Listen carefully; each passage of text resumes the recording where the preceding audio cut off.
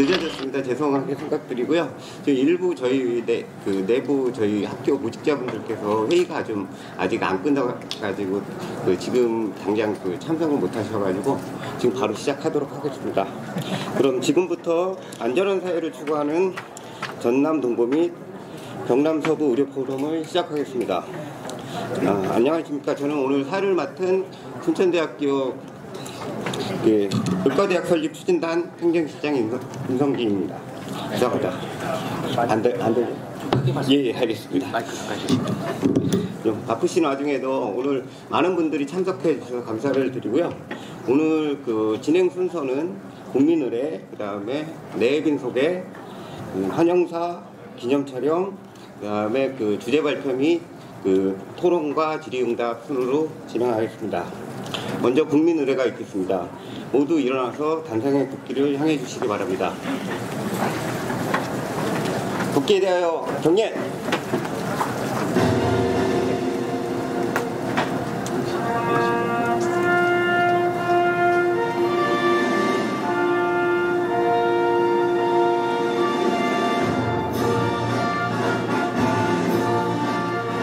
나는 자랑스러운 태극기 앞에 자유롭고 정의로운 대한민국의 무궁한 영광을 위하여 충성을 다할 것을 굳게 다짐합니다.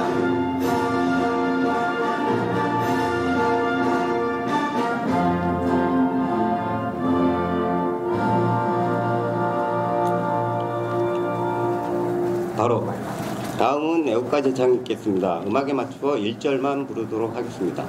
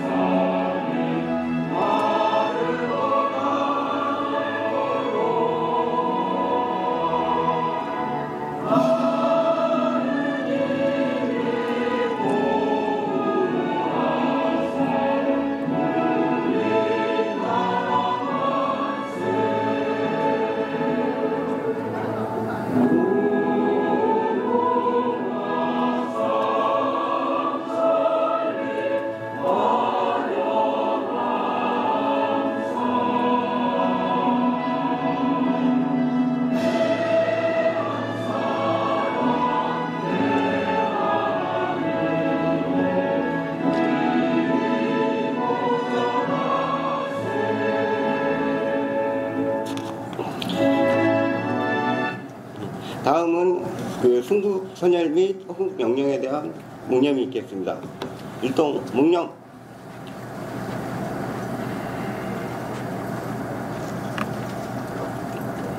바로 모두 자리에 앉아주시기 바랍니다. 다음은 오늘 이 자리에 참석해 주신 내빈을 좀 소개를 드리겠습니다.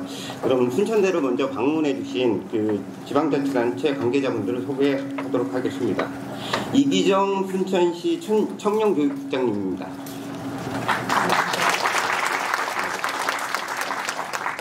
공주식 여수시 시민소통 담당관님입니다.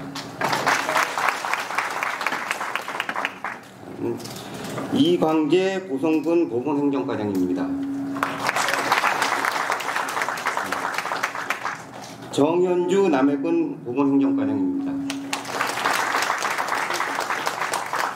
다음은 순천대 보직자분들을 소개해 드리겠습니다. 먼저 이병훈 국립순천대학교 총장님입니다. 다음은 박병희 의과대학 설립 추진단장님입니다.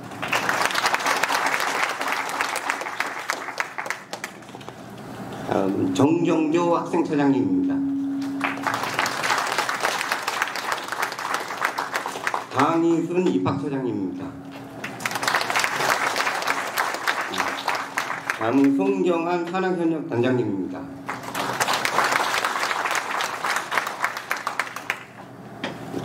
다음은 오늘 주제 발표 및 토론을 해주실 분들을 소개해 드리겠습니다. 먼저 주제 발표를 해주실 김재혁 전남 동북번역 응급의료센터장님입니다.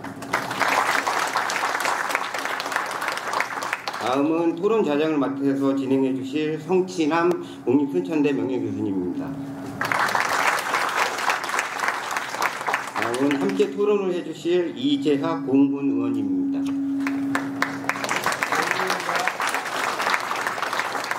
황선숙 순천시 보건의료과장입니다. 박기두 남해군 보건소장님입니다. 인종대 주 화인 대표미 광항제철소 파트너사 협회 부회장님입니다. 김대희 여수 YMC 사무총장입니다.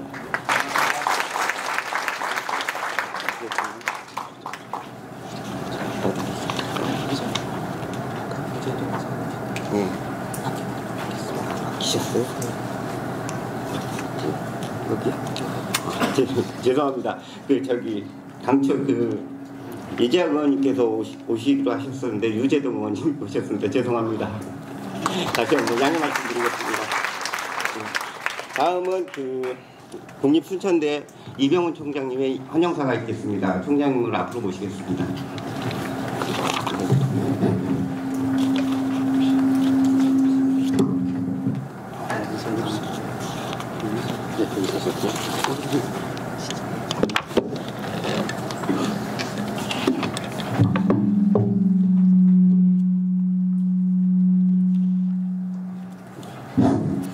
반갑습니다. 아마 다 아시다시피 이제 지금 전남 무대 신설 관련해서 지금 동북권, 서북권이 서로 이제 유치 경쟁 때문에 서로 갈등 구조를 겪어오는데 아마 그것은 바람직한 모양은 아닌 것 같습니다. 그런 측면에서 보면 우리 순천대는 당연히 우리 순천대가 중심이 돼서 우리 전남을 전체 아우를 수 있는 어떤 그런 의과대학 유치가 필요하다라는 말씀을 드리겠습니다. 그래서 오늘 귀한 자리 또 해주셨고 제가 또 실제로 또 남해 하동까지 가셔서 군수님들 만나서 이제 이런 취지를 설명했는데 또 우리 남해군에서는 적극적으로 또 협조해 주시고 또 하동군에서는 또 공격적으로 검토해 주셔서 다음부터는 이제 우리 의료법을 그렇게 또 참여해 주시기로 한 것 같습니다. 안녕하십니까. 국립순천대학교 총장 이병우입니다.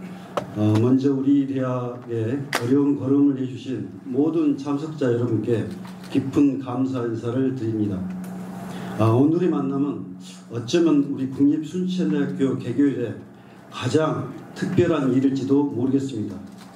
지역의료 인프라 확충, 양질의 의료 서비스 제공 등 의료 사각지대 해소로 후속 세대에 더 나은 삶과 미래를 안겨주고자 지역의 벽을 넘어 전남 동부와 경남 서북권 9개 시군민이 뜻을 모았기 때문입니다. 전남 동부권과 경남 서북권은 오랜 역사와 고유의 가치를 지닌 100만 국민의 삶의 터전입니다. 그러나 긴 시간 우리 이웃과 가족은 큰 병과 여러 재해 앞에 속수무책으로 다른 지역을 떠돌며 열악한 의료 환경을 견뎌왔습니다. 현실로 다가온 의대 설립을 앞두고 국립순천대학교는 오늘 의과대학 설립 유치의 의의를 안전사회 구축과 초석으로 두고 논의를 시작하려고 합니다. 안전은 아시다시피 사고나 위험에 대한 염려가 없는 상태를 뜻합니다. 특히 산업 현장의 이웃이 연로하신 부모가 자라나는 우리의 자녀들이 예기치 못한 재난에도 제때 치료받아 건강과 목숨을 지킬 수 있는 삶의 터전을 만들어야 합니다.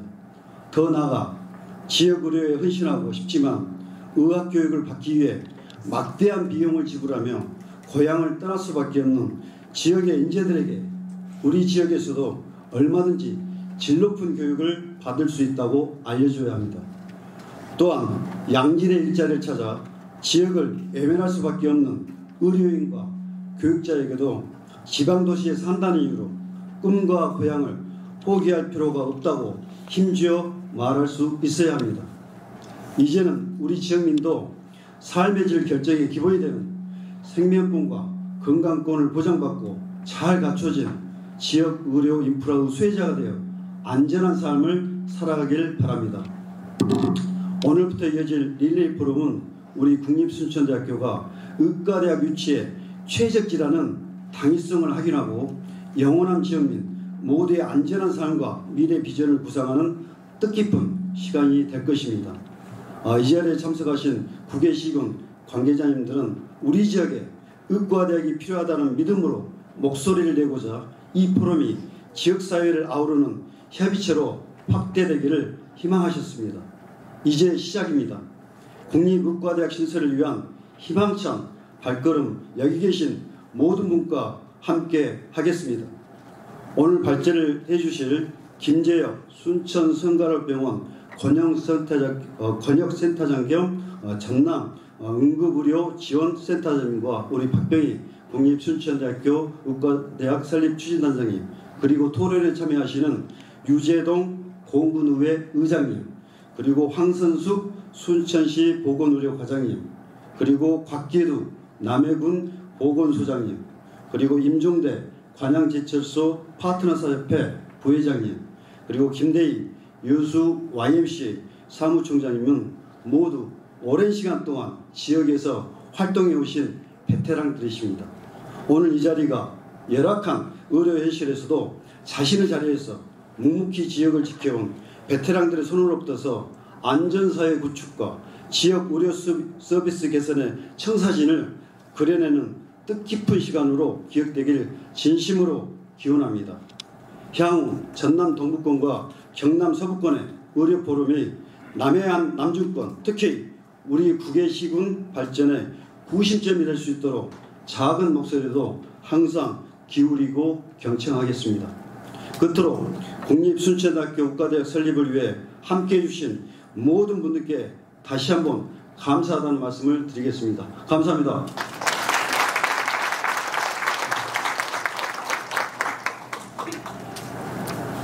그러면 다음은 오늘 참석해 주신 그 네 분 손님들께서 같이 오늘 기념 촬영이 좀 있으니까 앞으로 좀 나와서 기념 촬영을 좀 하겠습니다.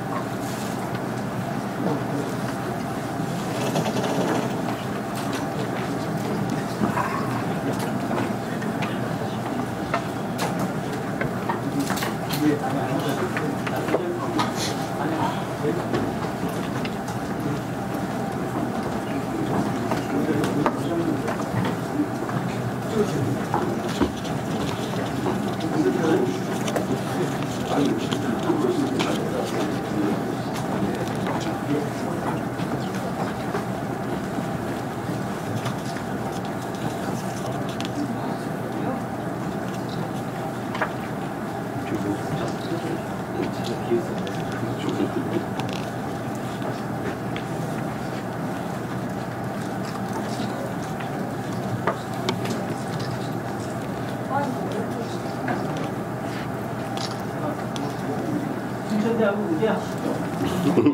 순천대! 네!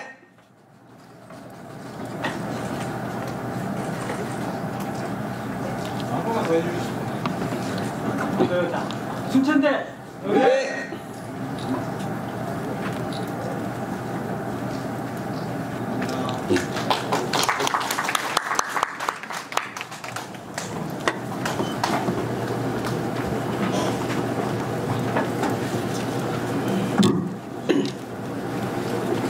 그럼 지금부터 전남 동부권 응급의료 현황에 대해서 주제 발표를 시작하겠습니다. 주제 발표를 해주실 김재혁 전남 동부권역 응급의료센터장님께서는 가천대 길병원에서 인턴 및 레지던트를 마치시고 목포 한국병원 응급의학과 진료과장 및 권역 응급의료센터장, 국립중앙의료원 전남 응급의료지역센터장을 역임하시고 현재 성가를로병원 권역응급의료센터장님을 맡고 계십니다. 센터장님을 큰 박수로 맞이해 주시기 바랍니다.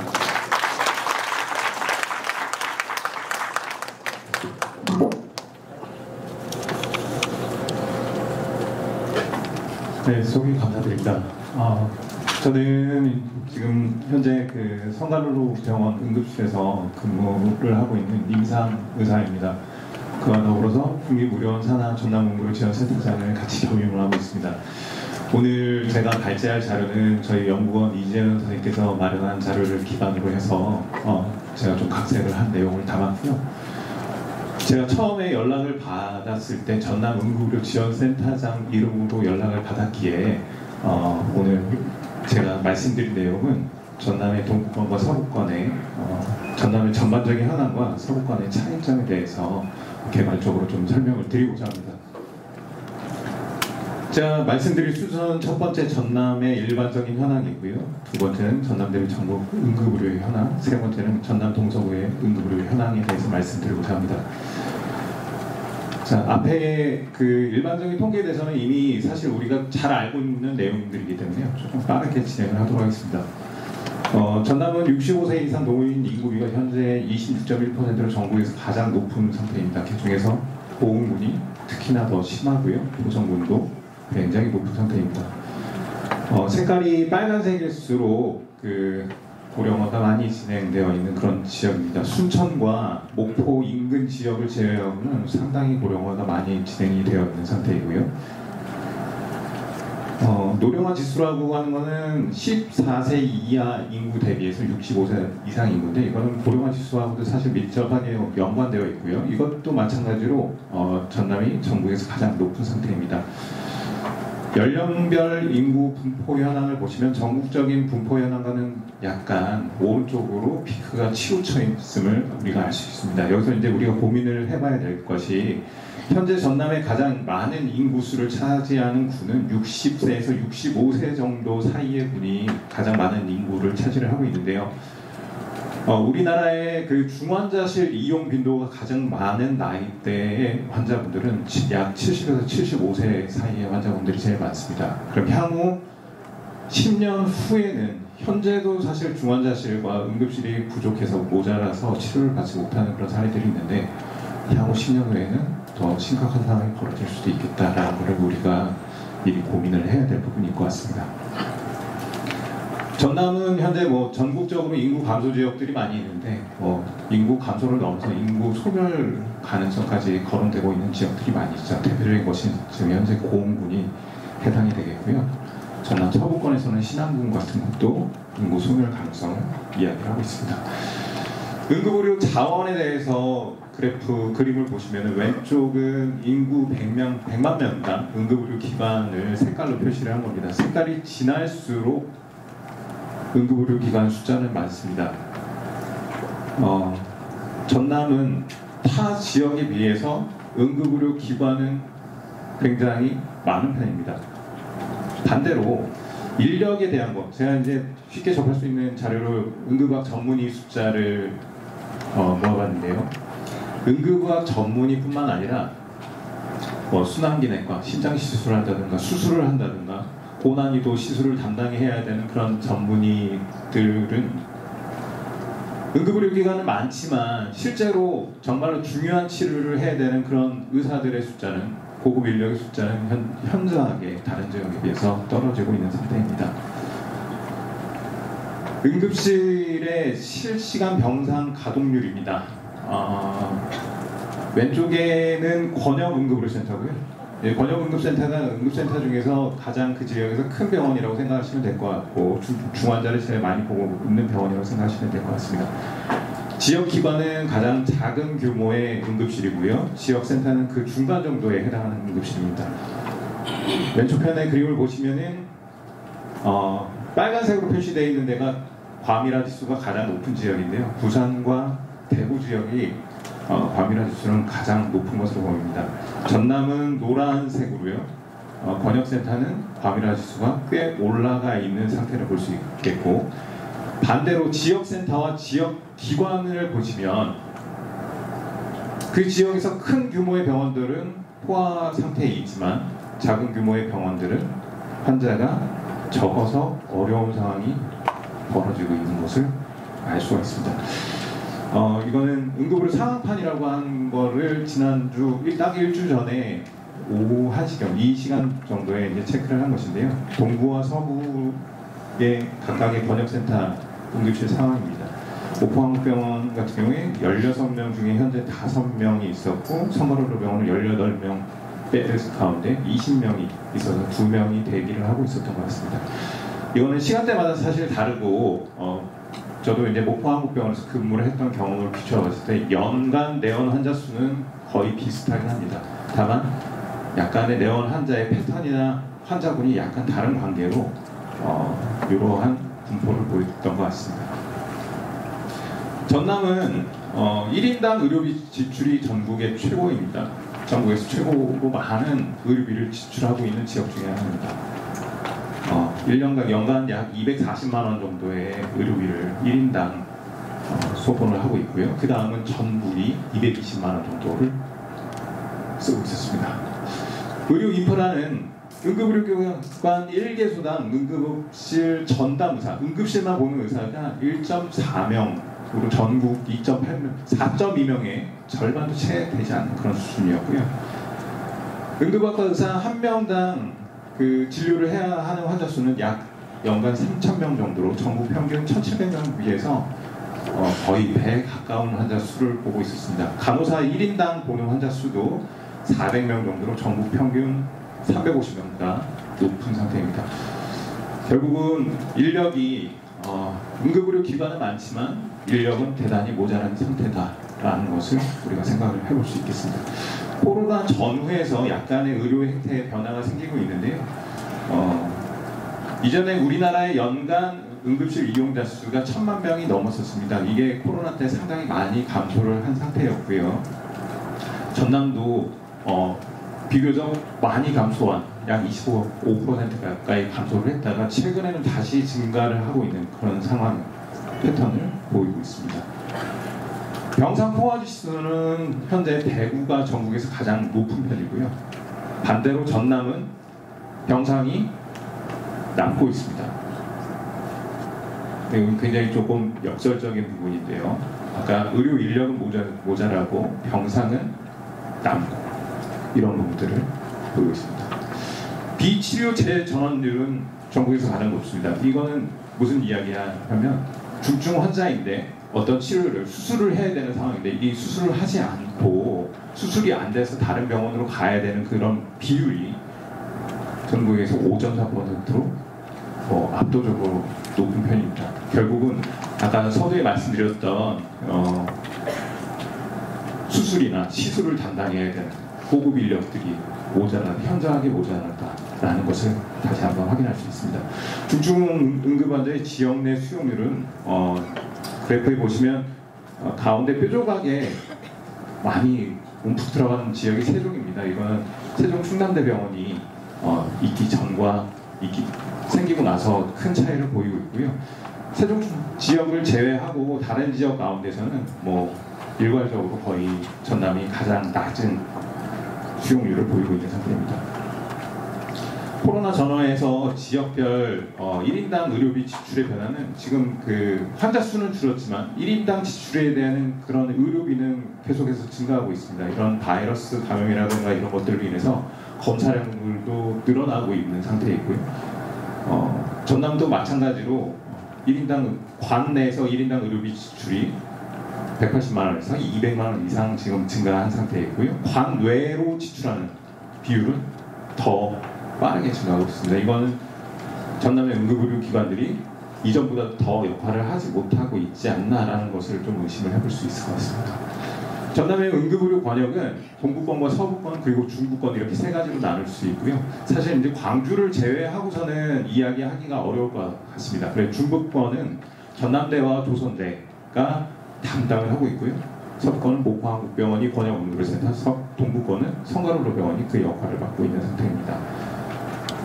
중증 응급 환자의 구성, 이거는 전체 응급실 내원 환자 중에 중증 환자가 몇 퍼센트가 되는가라는 그런 퍼센테이지인데요. 2016년도에 목포 권역은 16%에서 2022년도에 13.8%로 다소 감소한 상태입니다. 이거는 경증 환자가 늘어나고 있음을 암시하는 부분이기도 하고요. 순천 권역은 2019년도 기준 18.5%에서 2022년 14.9%. 마찬가지로 중증 환자의 구성비는 감소하고 있습니다. 응급실 이용 환자 수는 증가하고 있는 상태이고요.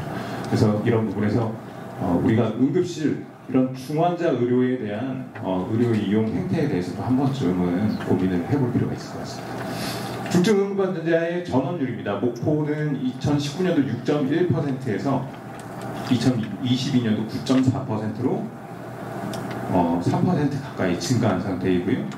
순천권역은 2019년도 13.6%에서 2022년도 기준으로 해서 10.7%까지 그래도 다소 감소한 상태입니다. 요거는 이 전원율에 대한 거는 조금 이따가 올해의 데이터를 다시 한번 보여드리겠습니다. 목포권역에서 재전원율, 다른 병원에서 전원을 받았는데 치료를 하지 못하고 또 다시 전원을 가야 되는 이런 비율은 목포에서는 6.9%, 순천권역은 7.1%입니다. 거의 대동소이한 그런 양상을 보이고 있고요. 사실 이 재전원율의 비율은 대부분은 그 지역의 권역응급센터에 해당하는 부분이라고 보시면 될 것 같습니다. 중증도는 목포권역과 오른쪽에 하늘색이 순천권역이고요. 왼쪽 편에 보라색이 목포권역입니다. 케이타스라고 하는 것은 응급실에 내원하는 환자의 긴급도를 이야기하는 건데요. 양측 군이 크게 차이 나지 않는 비슷한 패턴을 보이고 있음을 알 수 있습니다. 자, 2024년도의 데이터입니다. 목포권역에 순천권역에 각각 응급의료기관은 11개소, 12개소이고요. 각각 권역센터 하나, 지역센터 하나를 보유를 하고 있습니다. 중환자실에서 병상에서 약간 차이를 보이고 있는데요. 목포권역은 현재 168병상, 순천권역은 126병상으로 약 40병상 가까이 차이를 보이고 있습니다. 내원 환자 수는 목포권역이 6만 6천 명 내원을 했고요. 지금까지 순천권역은 9만 1천 명으로 순천권역이 약 3만 명 가까이 많았습니다. 다른 병원에서 전원을 보내는 환자를 수용하는 비율이 목포권역이 3.8%로 순천권역에 비해서 살짝 높았고요. 입원하는 비율은 8.1%, 7.6%에 해당했습니다. 전원하는 비율이 아까 목포 순천권역이 거의 한 10% 가까이 됐었는데 올해는 1.6%, 1.2%로 대폭 감소가 된 상태입니다. 이거는 병원의 역할이 갑자기 늘어난 게 아니라 현재 일어나고 있는 전공의 대규모 사직으로 인해서 대학병원 기능이 어려운 관계로 이런 변화가 생기지 않았을까라고 저는 생각을 하고 있고요. 다만 전원율에 있어서 이전보다 동부권과 서부권의 격차는 많이 감소하고 있지 않나라고 생각을 하고 있습니다. 양측의 각각의 사망률은 0.7%와 0.6%로 큰 차이를 보이지는 않고 있는 상태였습니다. 전남의 의료의 개선 방향에 대해서 이제 고민을 해보면 의료에 있어서의 문제는 아까 병상이나 이런 부분에서 장비나 이런 부분에서 문제되는 거는 작은 문제라고 생각합니다. 작은 돈이면 해결할 수 있고 어렵지 않게 우리가 해결할 수 있는 부분이라고 생각하는데 다만 인력에 대한 부분은 굉장히 장기적인 플랜이 필요할 거라고 생각이 들고요. 이 인력에 대한 문제를 해결하기 위해서는 많은 예산과 많은 노력이 필요할 거라고 생각합니다. 오늘 이 자리에 모이신 것도 이 인력에 대한 고민 때문에 모이신 거라고 생각하고 있습니다. 대학이 갖고 있는 기능은 교육과 연구의 기능을 하고 있는 것으로 압니다. 의과대학은 이 대학이 갖고 있는 이 기능에 한 가지 진료라고 하는 기능이 포함이 되어 있는데 사실 현재 의과대학의 필요성에 대해서 대부분은 이 진료에 대한 부분을 많이 생각을 하실 거라고 생각합니다. 근데 우리가 이 의과대학에 대해서 진료의 기능만 생각할 것이 아니라 이 연구에 대한 부분도 충분히 고려를 해봐야 되지 않을까라는 게 저의 생각입니다. 동부권과 서부권에 여러 가지 차이점들이 있지만 제가 생각하는 큰 주제를 적어봤습니다. 동부권은 인구가 많습니다. 인구가 상대적으로 많고 우리나라 화학산단 중에 가장 큰 규모의 산단을 갖고 있습니다. 이러한 부분이 의료에 있어서도 같이 고민하고 연구해야 될 부분이 아닐까라고 생각이 들고요. 서부권 같은 경우에는 동부권에 비해서도 훨씬 더 초고령화된 그런 사회 패턴을 보이고 있습니다. 또 한 가지가 전 세계에서 찾아보기 힘든 그런 많은 도서 지역을 가지고 있는 그런 차이점을 보이고 있습니다. 그래서 이러한 부분에 있어서 우리가 진료에 대한 필요성은 분명히 동부와 서부 동의를 할 거라고 생각이 들고요. 연구하는 부분에 있어서는 동부와 서부에서 약간의 차이점이 있지 않을까라는 게 저희 생각입니다. 저는 개인적으로 목포와 순천의 의과대학이 각각 하나씩 생겼으면 좋겠습니다. 근데 부득이하게 하나밖에 설치할 수 없다라고 한다면 서로 간의 갈등과 반목이 아니라 합리적인 토의와 논의를 통해서 정말로 전남 도민 더 많은 사람들한테 혜택이 돌아갈 수 있는 현명한 지혜로운 결정이 이루어지길 기대합니다. 감사합니다.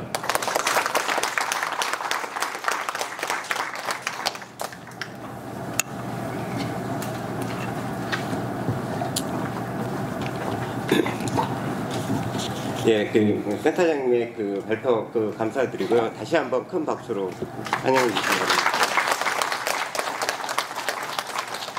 다음은 박병희 국립순천대학교 의과대학 설립 추진단장님의 주제 발표가 있겠습니다.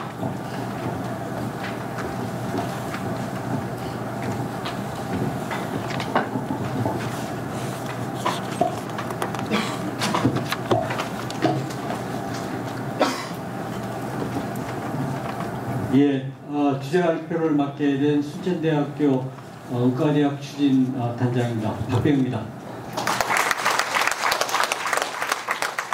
예, 저는 오늘 여러분들이 궁금해하실 내용입니다. 순천대학교 의과대학이 어느 단계에 와 있나, 얼마나 추진되어 있나, 이걸 중점적으로 말씀드리고자 합니다.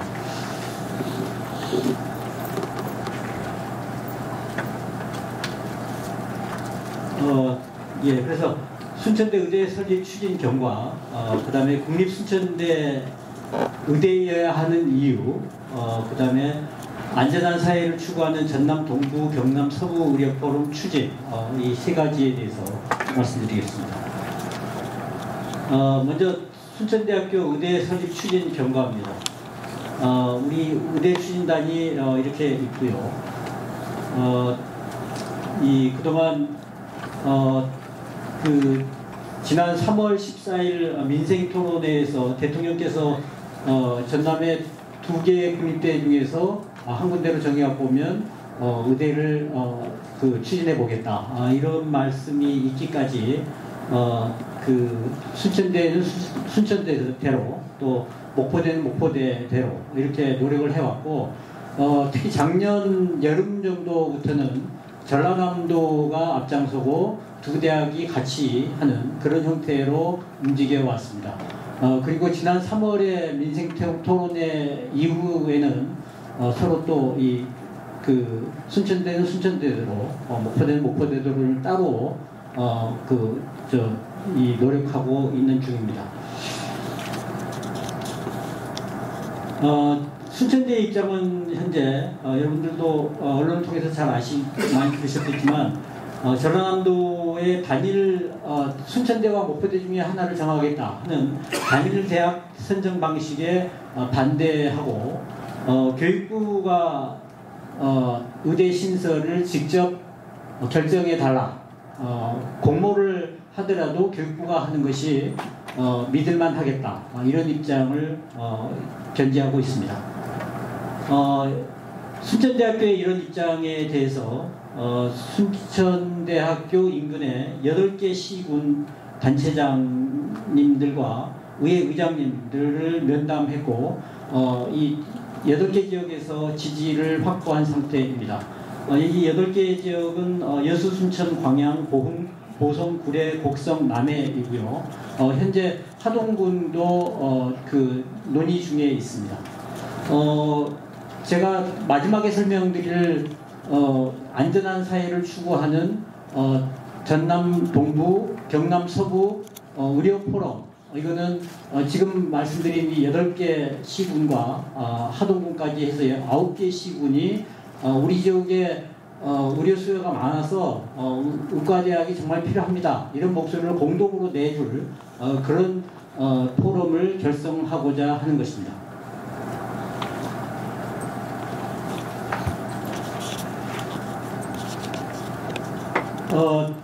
이 앞에서 잠깐 설명드린 내용이 이게 다시 적혀 있는데요. 여기서 한 가지 더 말씀드리고자 하는 것은 정부의 전남 의대 신설 의향 표명으로 인해서 순천대와 목포대 중에서 하나를 결정하는 문제로 지금 이제 바뀌어 있는데 두 대학 중에서 한 대학을 선정하는 과제를 전남대가 공정하게 할 수 있겠는가 여기에 대해서 의문이 있고 그동안에 공정하게 의사결정을 해오지 않았다. 서부권에 유리하게 의사결정을 해왔다. 이것이 전남 동부권 주민들이 공통적으로 느끼는 그런 정서라고 생각합니다. 뿐만 아니라 이게 국가적으로 보면 1조 원 이상의 예산이 투입됩니다. 대개 이렇게 얘기합니다. 종합병원을 만든다, 대학병원을 만든다 그러면 한 병상당 10억 정도가 들어간다. 이게 몇 년 전의 얘기입니다. 지금은 아마 물가가 더 올랐기 때문에 좀 더 들 텐데 그런데 대학병원을 우리가 지금 생각하는 대학병원은 500병상 이상입니다. 그러면 대학병원을 만드는 데만 해도 5천억이 들어갈 겁니다. 그리고 의과대학 건물을 새로 지어야 되고 의대를 운영해야 되고 또 운영비까지 생각한다 그러면 이 1조 원 이상이 들어가는 막대한 예산이 들어가는 일인데 그것을 원래 권한이 없는 지방자치단체, 광역지방자치단체한테 맡기는 것이 합당한가? 중앙부처가 직접 하는 것이 좀 더 공정하고 그 다음에 효율적인 예산 집행이 되는 것 아니겠는가? 이것이 순천대학교의 입장입니다. 여러분들께서 우리 이번에 정부가 2,000명 증원을 한다고 했는데 내년도 입학 정원은 1,500몇십 명만 늘었다더라. 그러면 한 500명 정도 남아있는 것 아닌가? 이렇게 오해하실 수 있습니다. 그런데 2,000명은 이미 지금 현재 있는 40개의 의과대학에 이미 다 배정이 됐습니다.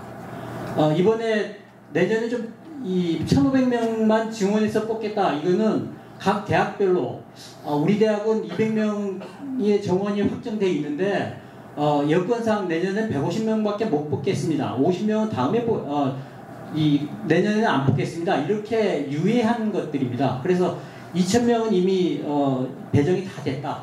순천대학교나 목포대학교가 신설을 한다 그러면 이 신설 정원을 새로 배정받아야 되는 문제이라는 것을 알아두실 필요가 있습니다.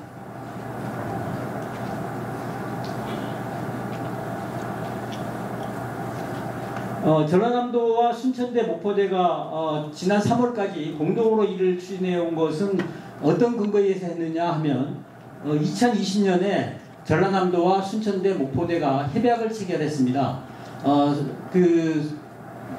광역자치단체인 전라남도는 의과대학 신설과 관계가 없습니다. 왜냐하면 이것은 중앙정부가 결정하는 일이기 때문에 대한민국 정부의 권한이 있는 일이고 전라남도에는 권한이 없습니다.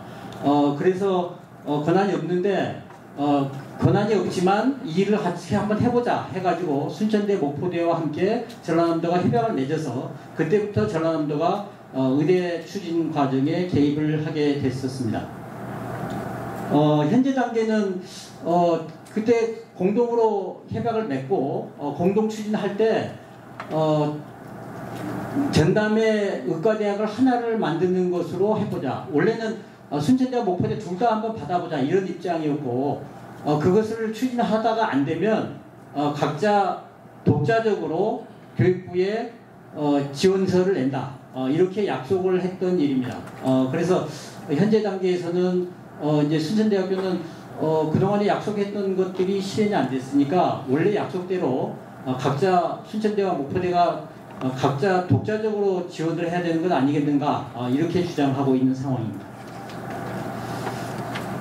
주요 활동 내용을 중요한 것들만 말씀드리면 조금 전에 말씀드린 순천대와 목포대 전남도 그 다음에 순천시 목포시 이렇게 5개 기관이 협약을 맺은 것이 2020년 5월 26일입니다.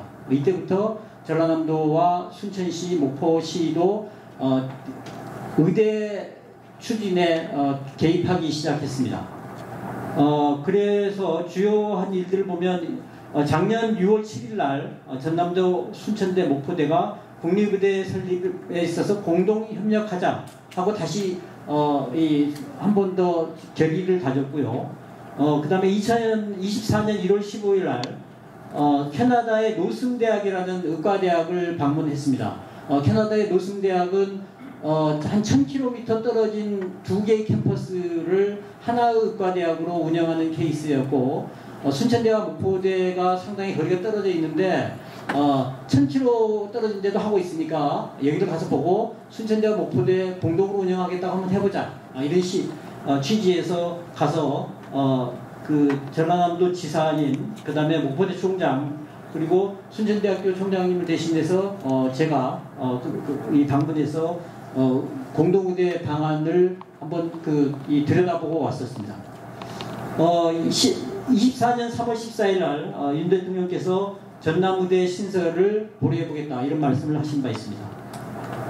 24년 5월 1일 순천대 총장, 그리고 그 당시에는 국회의원 당선자 두 분이었습니다. 김문수 의원님, 권양현 의원님, 이 두 분, 그리고 노광규 순천시장님, 그 다음에 정병회 순천시 의장님, 이렇게 5분이 전라남도의 단일의대 공모 방식에는 반대한다, 그걸 철회해라, 이런 공동 선언을 했습니다.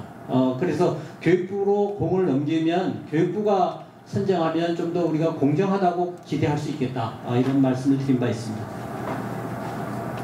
24년 5월 23일 날 전남 동부권의 7개 시군의회 의장님들께서 순천대 의대 입시 지지 성명을 하신 바 있고요.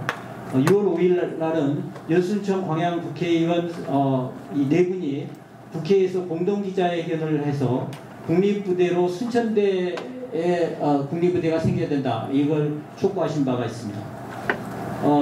24년 7월 1일 이번 달 7월 1일 날 전라남도가 10억 정도의 예산으로 단일의대 공모 용역을 그 용역사와 체결한 바 있습니다. 그래서 전라남도는 지금 그 용역을 계속 이제 그 계약을 하고, 그 다음에 착수 보고회까지 마친 것으로 그렇게 전해지고 있습니다. 의대 관련해서는 전 국회의원들, 21대 국회의원들이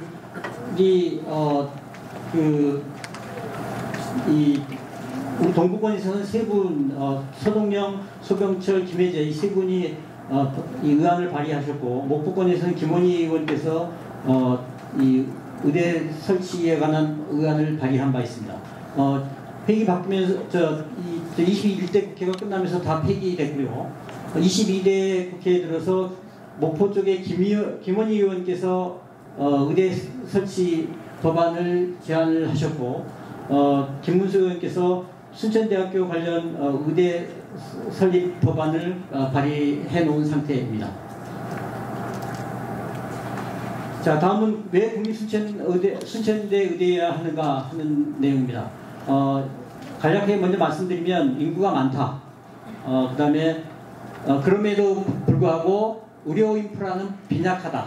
앞서 김재혁 센터장님께서 말씀하신 바처럼 전남의 이 현실은 병상수는 부족하지 않습니다. 병상수는 오히려 남는데 그 시설이 그에 비해는 좀 떨어지고, 그보다 좀 더 중요한 것은 의사가 적다 하는 것입니다.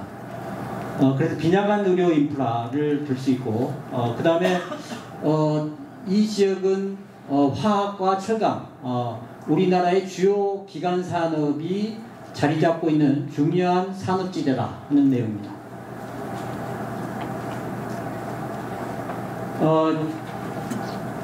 저희가 의료포럼으로 구성하려고 하는 9개 시군의 인구를 다 합쳐보면 93만 4천 명 정도입니다. 특히 여수와 광양은 공업지대여서 다른 지역에 주소를 둔 분들이 이 지역에 와서 많이 거주를 하고 계십니다. 그런 부분까지 고려하면 100만 정도 될 것으로 우리가 예상을 합니다. 그래서 우리가 그 100만 인구가 있다, 이렇게 얘기하는 것이 결코 과장된 통계가 아니라는 걸 말씀드립니다. 시도별 사망률을 보면 전라남도가 전국에서 1위입니다. 그래서 그만큼 위험한 지역이다. 경상남도도 706.4명으로서 전남보다는 좀 나은 편이지만 수도권에 비하면 나쁜 편입니다. 노령화 지수도 전라남도가 가장 높은 값을 보이고 있습니다. 여수 광양은 우리나라의 주요 산업의 중심지입니다. 1995년 이후에 우리나라의 10대 수출 품목에 철강과 석유화학이 빠진 적이 없습니다. 가장 중요한 산업이라고 할 수 있습니다. 포스코, LG화학, 롯데케미칼, 하나케미칼, 여천NCC, GS칼텍스, 금호석유화학 등 우리나라의 주요 화학 기업들은 여기 다 있습니다. 누적 생산액을 보면 여수가 102조 원이고 광양이 17조 원입니다. 102조 원이면 어느 정도 규모냐? 우리나라 국민들이 1년 동안 생산한 것을 금액으로 계산해 보면 2,200조 원 정도 됩니다.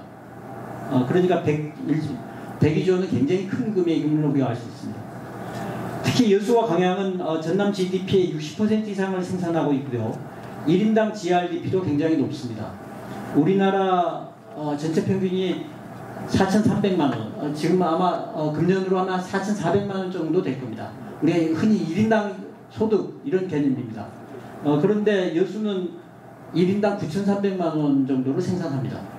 그러니까 굉장히 우리나라 평균의 이 배 이상이라고 할 수 있고요. 광양도 6,500만 원 정도 수준입니다. 그만큼 산업활동이, 경제활동이 활발한 지역이라고 할 수 있습니다. 여기는 산업재해 위험이 상정합니다. 사고가 나면 폭발사고이고 그래서 화상치료를 전문으로 하는 외상센터가 꼭 필요하다. 현재는 어떻게 있느냐? 전남대병원까지 가는 것도 굉장히 멉니다. 전남대병원이 110km 이상입니다. 제가 여수에서 이 공단 가운데에 있는 LG화학에서 보니까 광주에 있는 전대병원까지 111km더라고요. 대부분 그보다 좀 먼 거리에서 다녀야 돼서 현실은 부산이나 아니면 서울로 간다고 합니다. 골든타임을 놓치게 될 가능성이 굉장히 많습니다. 인구 1000명당 의사 수는 아시다시피 굉장히 낮습니다. 전남 동부와 경남 서부의 의료 여건을 따져보면 인구 비중은 전 인구의 전남은 3.5%인데 의사 수는 2.9%. 그래서 1인당 인구, 1000명당 인구 수가 낮게 나오게 되어 있습니다. 경남도 마찬가지입니다. 경남도 이 인구 비중으로 보면 6.4%인데 의사 비중으로 보면 5.2%입니다. 그래서 기초 인프라로서 의과대학, 대학병원의 부재라는 문제를 기본적으로 안고 있습니다. 전남 동부권과 경남 서부권은 의료 취약지라는 점에서 공통점이 많습니다. 경남 서부권은 전남 동부권 대학병원의 입지 시에 잘 활용할 것으로 우리가 그렇게 기대할 수 있습니다. 제가 접근성을 분석을 해봤습니다. 앞에서 잠깐 설명드린 대로 이 여수, 순천, 광양 이쪽에서 전남대학교 병원까지 가는데 75분, 79분, 92분 이렇게 많은 시간이 소요됩니다. 여수, 광양에서 전남대병원까지 가는데 84분, 85분이 걸립니다. 목포권의 영암의 3호중 공업도 79분입니다. 그러니까 목포권도 그렇게 아주 좋은 편은 아닙니다.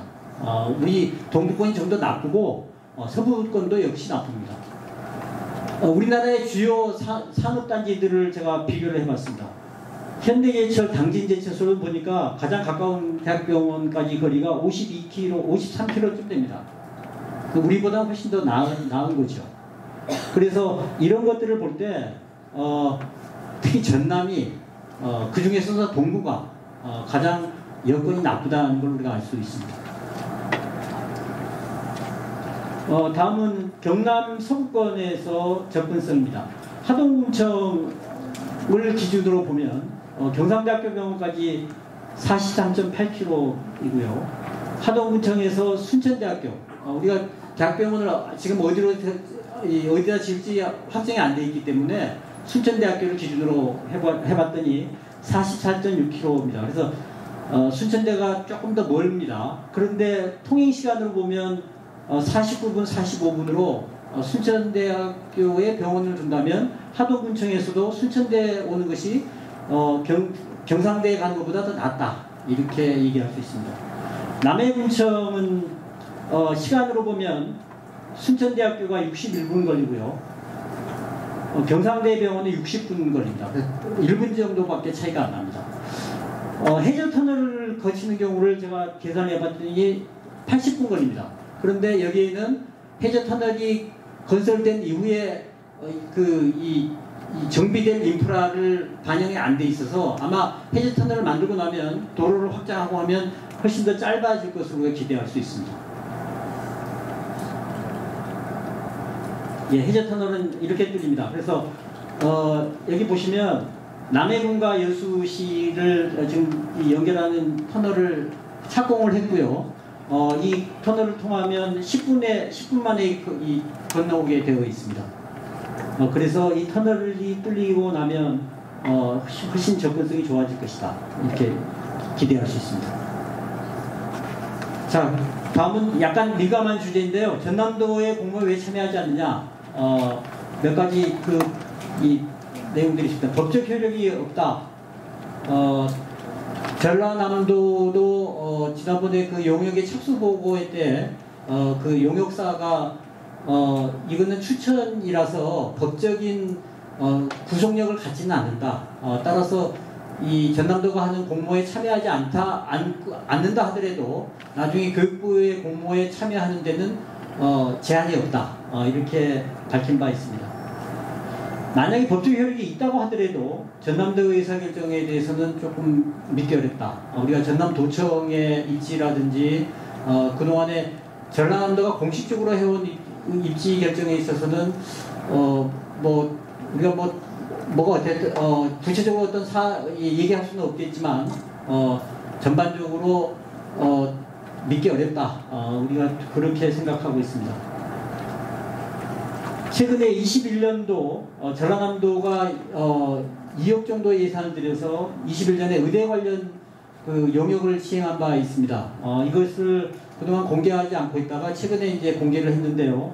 거기 보면 그 순천 쪽도 그렇고 목포 쪽도 그렇고 상당히 부풀려 놨습니다. 근데 부풀려 놨는데 약간 편향적으로 부풀려 놔서 목포는 굉장히 크게 부풀려 놓고 순천은 조금만 부풀려 놔서 어쨌든 목포와 순천 중에는 목포가 더 의대를 만들만 하다, 이런 결론을 내고 있습니다. 그런데 거기에 보면 단적으로 우리가 알 수 있는 것은 목포 야구장에서 전남대 병원이 우리 순천의료원에서 전남대 병원까지의 거리보다 더 멀다, 이렇게 얘기를 하고 있습니다. 여러분들이 핸드폰으로 찍어보면 바로 지금도 바로 알 수 있는데 한 10km 정도 우리가 더 멉니다. 그런데 목포가 더 멀다고 그렇게 해놓은 연구 영역이 있습니다. 그래서 이 연구 영역에 대해서는 우리가 못 믿겠다는 것이고, 그동안에 전라남도의 여러 가지 입지 결정, 그 다음에 최근에 21년의 연구 영역, 이런 것들을 보면 여러 가지로 신뢰성을 확보하기는 어렵지 않는가. 이것이 저희들이 전남도 공모에 참여하지 않는 그런 이 근거입니다. 그 다음에 또 하나는 두 대학 중에서 두 대학에 적용할 기준을 전남도가 정한다고 하면, 자 예를 들어서 이런 겁니다. 이 어머니가 자식들 둘한테 용돈을 누구를 많이 주지 하는데, 야 몸무게를 기준으로 할까? 그럼 누가 몸무게가 많은지 그냥 알고 있는 사실이지 않습니까? 그와 똑같은 겁니다. 순천대와 목포대, 자 노령인구가 많은 걸 기준으로 삼자. 그럼 노령인구가 어디가 많은지 그냥 알 수 있다는 거죠. 이게 중앙정부가 200개 대학을 대상으로 기준을 설정하는 거. 그런 문제하고 이 2개 대학을 기준으로 대상으로 기준을 정하는 것은 근본적으로 다른 문제입니다. 어느 기준은 어느 대학에 유리한지가 바로 드러나는데 그것을 전라남도가 합리적으로 결정할 수 있겠는가? 우리가 그런 의문을 가지지 않을 수가 없습니다. 자, 순천대학교는 어떤 의대, 어떤 부속병원을 만들 것이냐. 일반의과대학으로 의예과 2년, 의학과 4년의 일반의과대학을 지향하고 있습니다. 모집 정원은 200명입니다. 시작할 때는 100명 정도로 하고 나중에 더 여건이 된다면 100명 정도 더 추가하는 것을 생각하고 있습니다.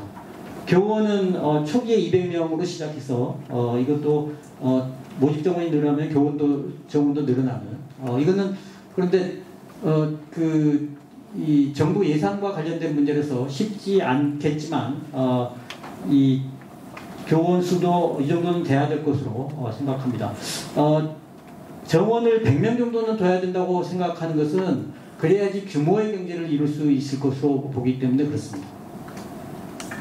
부속병원은 산업재해에 대비하는 화상 전문 외상센터를 중심으로 하는 그런 부속병원으로 운영하고자 합니다. 500병 상의 25개 진료 과목, 전남 동부권 소재를 생각하고 있습니다. 학생의 실습, 임상연구, 전공의 수련에 활용할 것입니다. 그의 감염 관리 능력 및 의료 서비스 질 강화를 추구할 것입니다. 지난번에 우리 코로나처럼 그런 팬데믹 상황이 오면 이 지역의 의료기관들을 모아놓고 교육하고 또 그 방역 계획을 세우고 이런 역할도 해야 될 것입니다. 전남 거점 공공의료병원의 역할을 수행하게 됩니다. 건역외상센터를 설립 운영하게 될 것입니다. 자, 다음은 오늘 이 행사 전에 우리 대학 본부에서 간단한 티타임을 하면서 의견을 나눈 바 있습니다. 안전한 사회를 추구하는 전남 동부, 경남 서부 의료 포럼을 계획하고 있습니다. 전국적으로 지역 소멸 추세가 강하고 있는 시점에서 살만한 지역을 만드는 것이 지역 소멸을 막을 수 있는 가장 유효한 예방책이라고 생각합니다. 그래서 믿을만한 병원을 둬야겠다. 그래서 남해 남중권의 중심에 의대 및 부속병원을 두면 의료 인프라를 확보하는 것이 되고 그러면 이 지역에 이 지역 소멸을 좀 늦추거나 막을 수 있지 않겠는가. 순천대 의대는 화상 중점에 외상센터를 두는 산재 대응병원을 만들 것이고 그렇게 하면 전남 동부 및 서부 경남의 100만 인구의 생활 안전, 산업 안전을 보장하게 될 것입니다. 그런 취지에서 오늘 기점으로 안전한 사회를 추구하는 전남 동부, 경남 서부 의료 포럼을 만들어서 앞으로 오늘은 순천에서 시작했는데 앞으로 다른 지역을 돌면서 릴레이 포럼을 개최하고자 합니다. 예, 이상입니다. 감사합니다.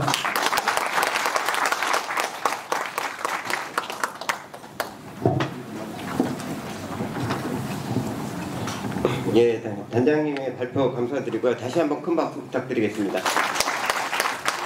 한 10분간 쉬었다가 다시 2부 행사를 시작하도록 하겠습니다. 3시 15분 정도에 시작하도록 하겠습니다. 예, 안녕하십니까. 2부 좌장을 맡게 된 선진학 교수입니다. 좌장이 예, 우리가 10여 년부터 꿈꿔온 국립순천대에 의과대학 유치가 달성될 수 있도록 하는 포럼인 것 같습니다. 그래서 오늘 두 분의 발제해 주신 분께서 간단히 말씀드리면 이 지역의 전남 동부 지역에는 생명과 직결된 문제인 고급 전문 인력이 부족하다는 것과 그 다음에 왜 순천 지역에 국립의대가 유치되는 두 가지 점에 대해서 이야기를 아주 명쾌하게 해주신 것 같습니다. 감사드리고요. 이 발제에 대해서 5분께서 토론을 해주시겠는데 아시다시피 어떤 이것이 갑이 맞냐 을이 맞냐 또는 찬과 반응의 문제가 아니라 대부분 이 지역의 의과대학이 유치되는 것이 맞다라고 하기 때문에 어떤 토론을 한다기보다는 각 지자체와 또 서로 다른 그 분야에서 오신 분들이 어떤 내용들을 조금 더 담아서 나중에 우리가 공모를 하거나 응모를 하거나 제안을 할 때 더 많이 담아주시길 바라는 내용을 부탁드리는 아마 그런 장이 될 것 같습니다. 그런 점에서 여러분들 이해해 주시고요. 그래서 5분을 간단히 소개해 드리겠습니다. 고흥군 의회 의장님이신 유재동 의원이십니다.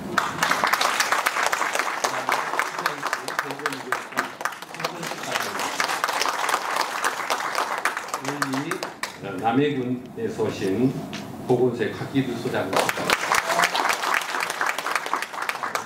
광양제철소의 파트너 사협회 임종대 부회장이십니다. NGO단체 보셨는데요. 여수 YMCA 김대희 사무총장이십니다. 먼저 고흥군 유재동 의원님께서 이런 이야기를 해주시겠는데 각 발표자분께서는 시간 관계상 약 5분 정도로 발표를 좀 지켜주시기 바랍니다. 네, 안녕하십니까. 고흥군의 유재동 의원입니다. 5분도 상당히 길 것 같습니다만 저 방금 이제 우리 성진환 교수님께서 말씀하셨듯이 저희는 저희 지자체의 입장을 좀 이렇게 말씀드릴 수밖에 없는 그런 분인 것 같습니다. 아까 그 발전해 주신 우리 김재혁 센터장님이나 박병희 단장님께서 자료를 보여드리면서 했는데 거기에서 우리 고흥군의 지자체 명칭이 제일 많이 나옵니다. 65세 이상 노령인구가 가장 많고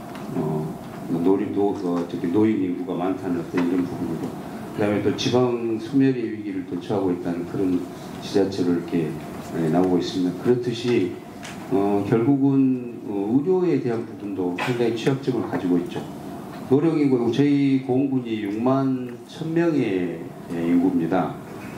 지금도 역시 마찬가지로 계속 감소 추세를 유지를 하고 있습니다만, 그러므로 해서 거기에 거의 44%가 넘는 65세 이상의 인구라 그러면은 거의 절반에 가까운 부분이거든요. 이분들이 또 도시와 다르게 어떤 고흥군 내에서도 거리가 있는 면이나 이런 소규모 지역 마을별로 이렇게 계신 분들이 교통이나 뭐 이런 부분들이 어렵기 때문에 어떤 이동할 수 있는 이런 부분들이 제약이 많습니다. 그래서 상당히 어떤 지역 내에서도 의료 서비스를 받는다는 게 상당히 어려운 부분이 있어서 공에 가시면 아침에 좀 일찍 가시면 병원 앞에 줄을 쭉 서 계신 어르신들이 계십니다. 병원 개원은 9시인데 한 7시부터 나오셔서 줄을 서 계시거든요. 근데 그건 뭐냐면 그만큼 진료 받으실 분들이 많기 때문에 미리 가서 줄을 서 계시는 거죠. 참 슬픈 현실이죠. 그런 지역 내에서도 그런 부분이 있는데, 저희 고흥 같은 경우에서 수도권으로 병원을 가려면 아까 우리 박병희 단장님 말씀하셨는데 여천 공단이나 이런 부분에서 112km라고 그랬는데 정확히 말하면 저희 고흥군에서 광주까지는 120km 가까이 됩니다. 그래서 지금은 조금 도로 사정이 좋아져서 빨리 가면 1시간 반입니다. 그 이전에는 2시간 이상 걸렸던 거리였죠. 근데 서울까지를 간다고 생각하면 하루 종일 걸립니다. 그냥 단편으로 직행으로 가는 버스를 타고 간다 해도 편도가 6시간이니까요. 그러면은 하루 종일 시간을 다 허비하면서 보내게 되는데, 아까 말씀드린 저희 65세 이상 어르신들은 더 힘들죠. 병원에 어떻게 보면은 내 몸을 건강하게 하기 위해서 아니면은 뭐 진료를 받고 고치기 위해서 가시는 길이신데, 실제적으로 다녀오시면은 소위 말하는 좀 파김치가 되십니다. 그만큼 이동하고 이런 부분들이 어렵기 때문에 그게 아마 우리 고흥만의 현실은 아닐 거라고 생각합니다. 저희 전남의 어떤 군 단위의 어떤 지자체들이 다 가지고 있는 그런 숙제일 거라고 생각하는데, 그런 점에서 봤었을 때 우리 전남에 의대가 없고 그다음에 또 거기에 따른 의료 혜택을 받을 수 있는 대학병원이 없다는 것은 좀 너무나 슬픈 현실이라고 생각합니다. 그래서 저희 보험 같은 경우에는 매년 자연 감소율이 한 1000여 명 정도 되시는데 거의 그 노령 되신 분들이 많겠죠. 과연 이분들이 가까이에 소위 말하는 질 높은 의료 서비스를 받을 수 있는 그런 병원이 가까이 있지 않아서 과연 이분들이 그런 그 수준 높은 의료 서비스를 받으셨을까? 저는 그건 좀 비관적으로 생각합니다. 그래서 제가 보험을 대표로 할 수는 없지만 제 개인적인 입장으로 봤었을 때도 향후적으로 의대에는 꼭 순천대가 있어서 가까운 우리 동북권 또 그다음에 남해 서부권까지도 이렇게 다양한 의료 서비스를 받을 수 있는 그런 기회가 꼭 만들어지기를 바라는 마음으로 저는 토론을 마치도록 하겠습니다. 감사합니다. 시간을 전달해 주셔서 고맙습니다. 혹시 그 고령화 사회에 대비하는 그런 의료 지원, 의료 인력이나 그런 서비스가 굉장히 필요하다는 걸 역설적으로 해주셔서 고맙습니다. 다음은 순천시 한 과장님께서 말씀하시겠습니다.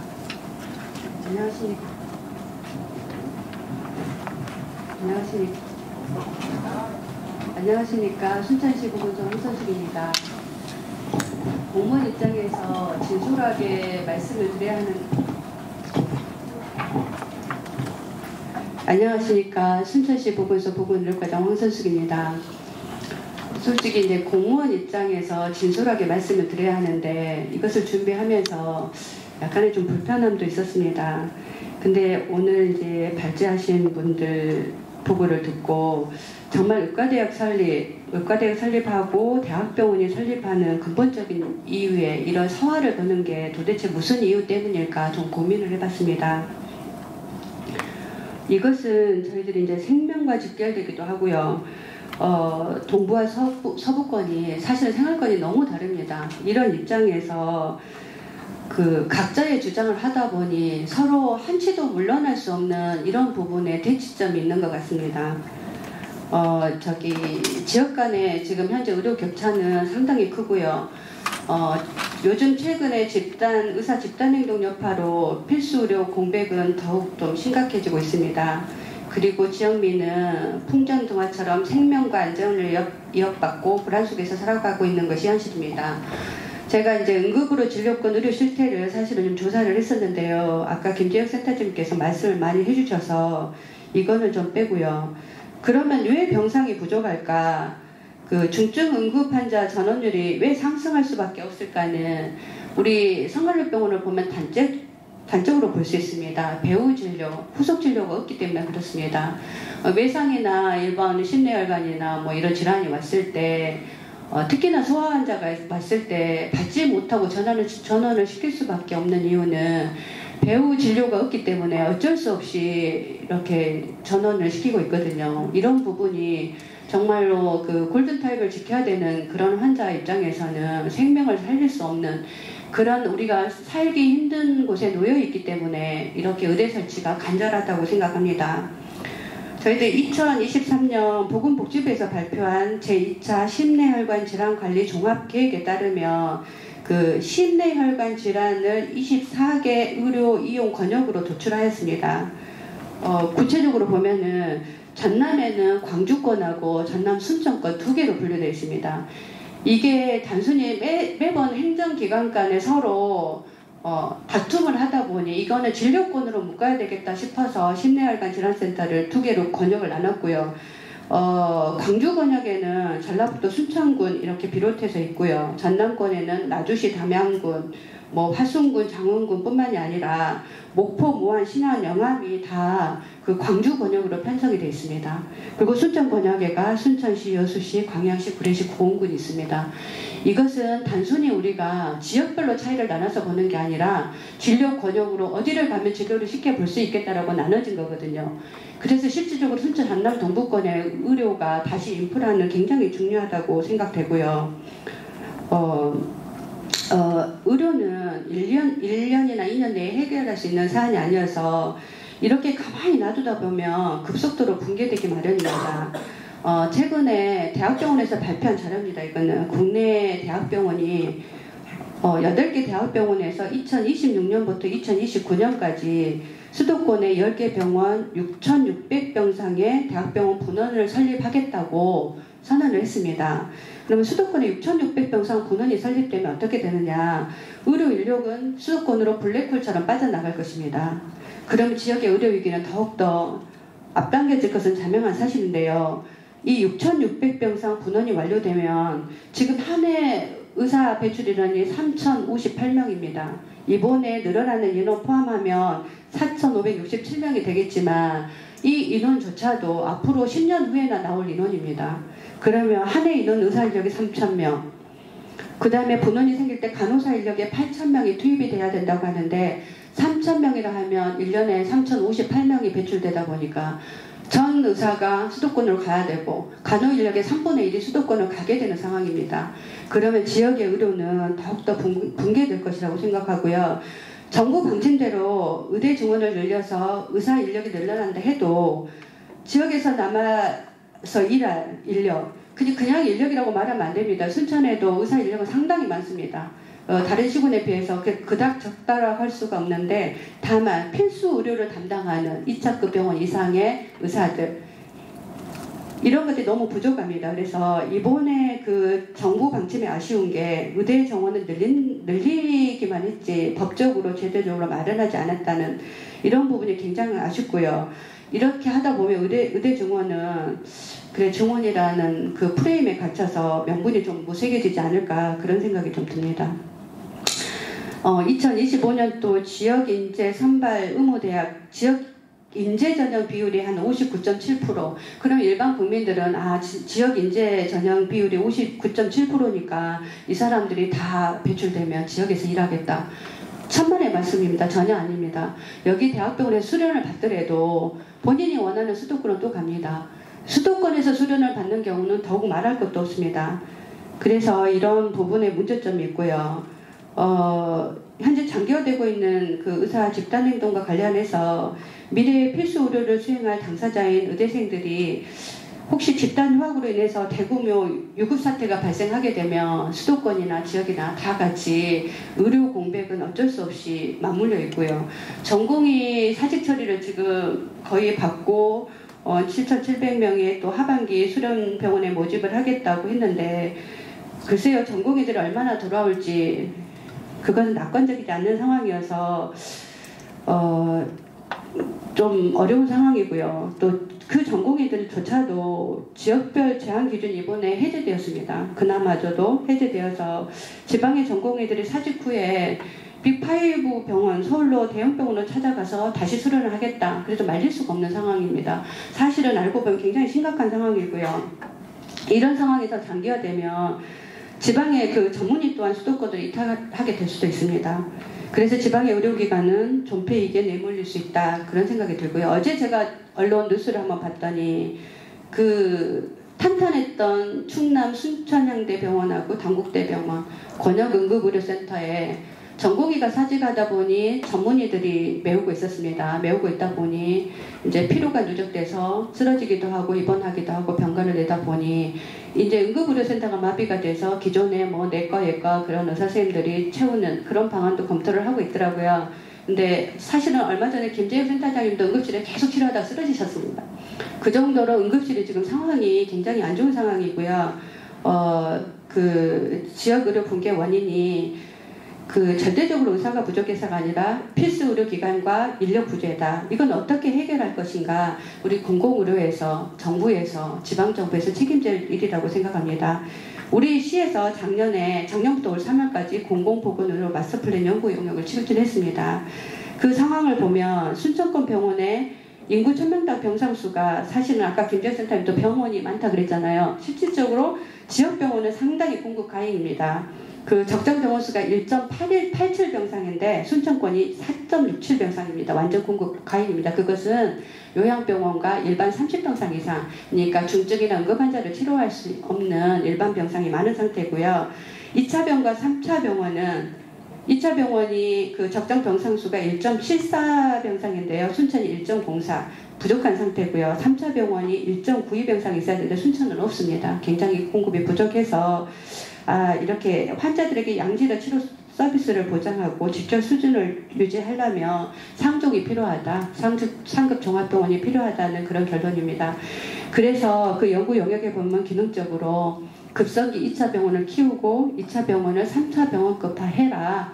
그런 결과가 나왔는데요. 실질적으로 뭐 그게 어마어마한 예산이 투입되는 부분이고 지자체에서 한다고 쉽게 될 수 있는 게 아니라 정부에서 책임져줘야 되는 게 아닌가 그런 생각이 듭니다.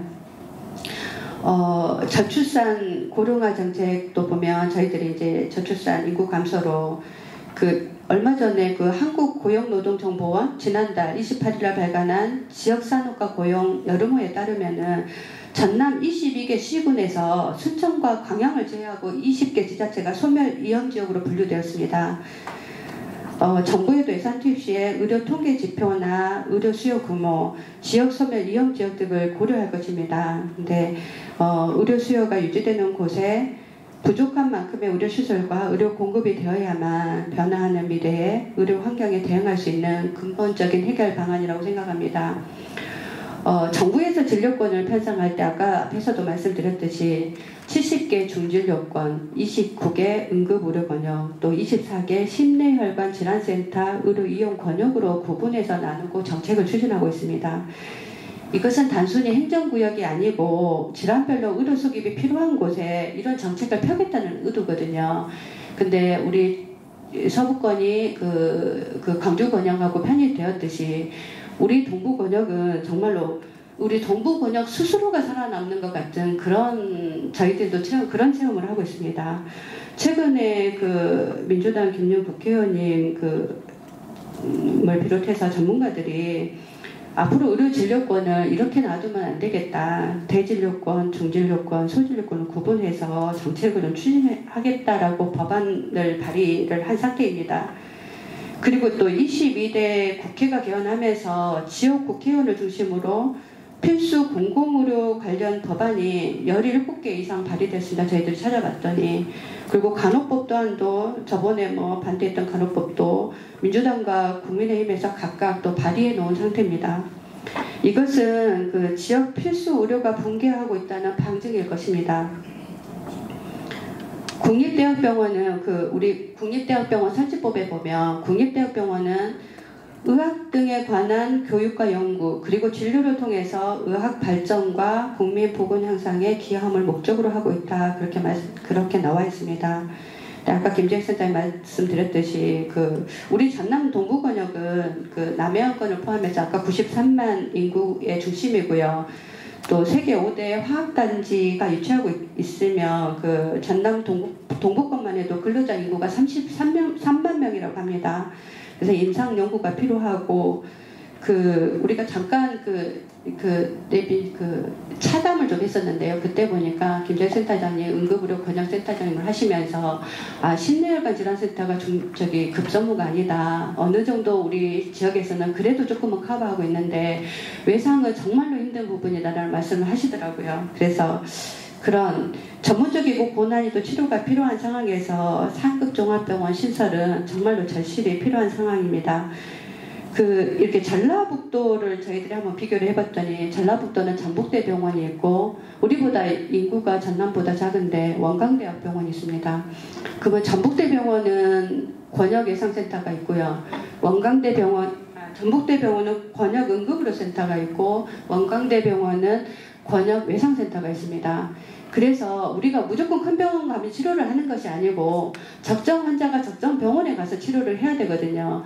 그러면 우리도 순천대학교가 만약에 대학병원이 설립이 된다. 그러면 가까운 경상 경상도에서는 권역응급의료센터, 뭐 순천대학교 병원에서는 외상센터 이런 식으로 서로 구분을 해서 운영을 하면 좋겠고요. 순천대학 병원, 순천대학에 추가로 제가 좀 외람되지만 제안을 하나 한다면 제가 1분 내에 끝내겠습니다.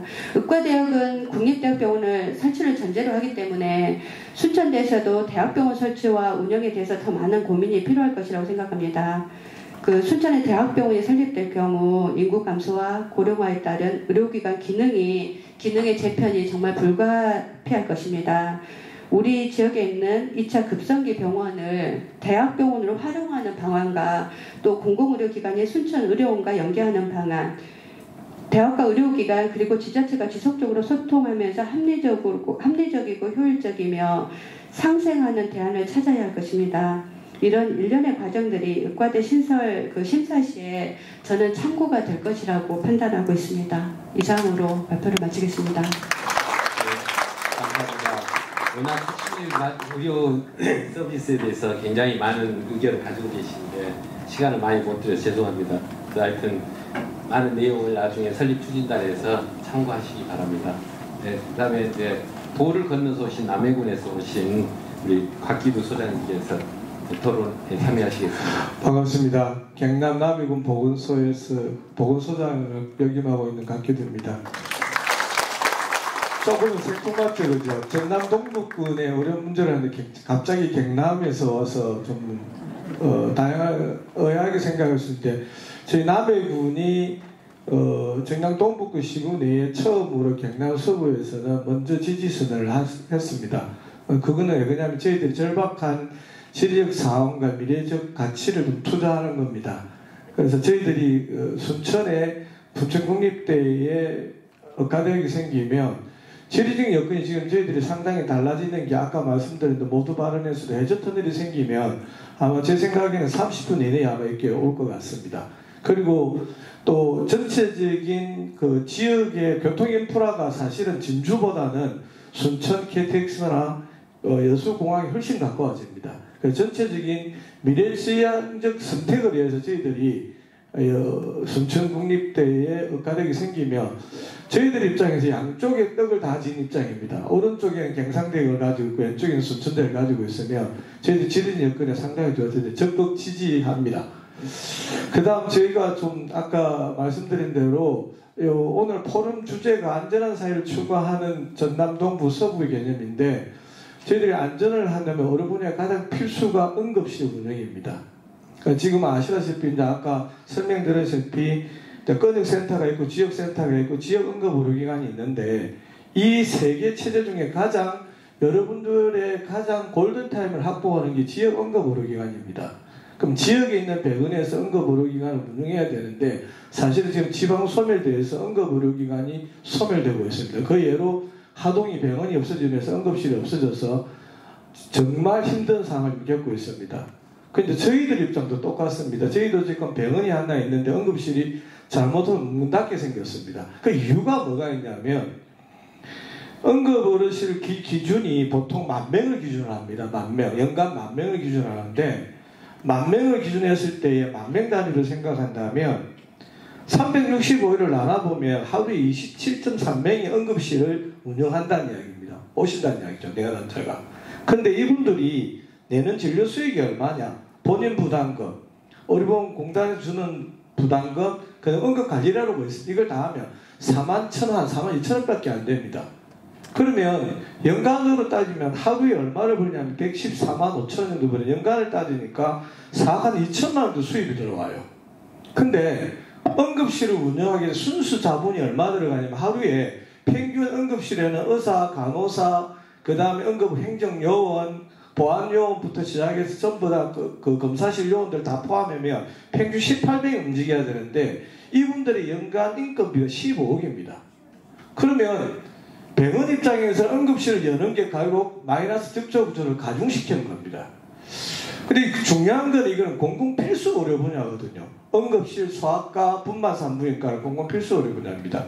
근데 대한민국의 재원이 작은가 돈을 너무 작게 지어내요. 정부에서 응급의료기금을 주는 게 보통 2억 정도를 줍니다. 이거는 B등급을 받는다는 이야기입니다. 대개 지역에 있는 응급의료기관이 A등급을 못 받습니다. B등급을 받는데 B등급 2억 정도를 줍니다. 근데 이것도 되게 웃기게 어떤 거냐면, 예를 들면 아까 고흥을 말씀하셨는데, 고흥에 응급의료기관이 있으면 고흥에 의사가 가서 간호사가 근무하려면 순천시나 목포시보다는 인건비가 얼마나 더 들까요? 1.5배가 더 듭니다. 그런데 돈은 똑같이 줘요. 이런 구조가 좀 모순이 개선돼야 됩니다. 그래야 지역 응급의료기관이 공공필수 의료 분야에 이 투자 확대가 되어야지만 우리가 안전한 응급체계, 응급 시스템이 만들어집니다. 그래서 제가 좀 제안하고 싶은 거는, 지금 지방소멸대응기금이 하두입니다. 뭐 많이 받는 시구는 140억 연간 80억 이렇게 차등을 받는데, 문제는 법령에 보면 지방 인구 감소 지역 지역 특별부에 보면 응급실에 투자를 할 수 있도록 되어 있어요.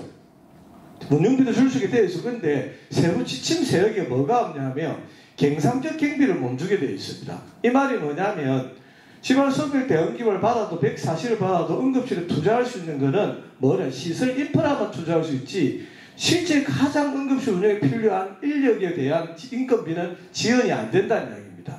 그래서 저희들이 이걸 좀 개선해달라. 이게 일부를 응급실에 인건비 운영비로 쓸 수 있으면 지역의 응급실이 소멸되지 않지 않느냐. 그러면 지역의 인프라, 응급 인프라, 안전 인프라가 더 하고 발굴 골든타임을 지킬 수 있는 중요한 과제인데, 이걸 좀 국가적으로 해결해 달라는 게 저의 이야기고, 만약에 순천국립의대가 생긴다면 이런 문제까지 지역의 동부권에 있는 모든 지역 응급의료기관의 이 문제점을 같이 아우러가는 그런 컨트롤 타워가 됐으면 좋겠다는 생각에 말씀드립니다. 이상입니다. 감사합니다. 상당히 단장을 잘 하셨죠. 고흥군, 남해군의 응급의료기관을 위해서도 꼭 국립순천대 의대가 유치돼야 되겠습니다. 네, 감사합니다.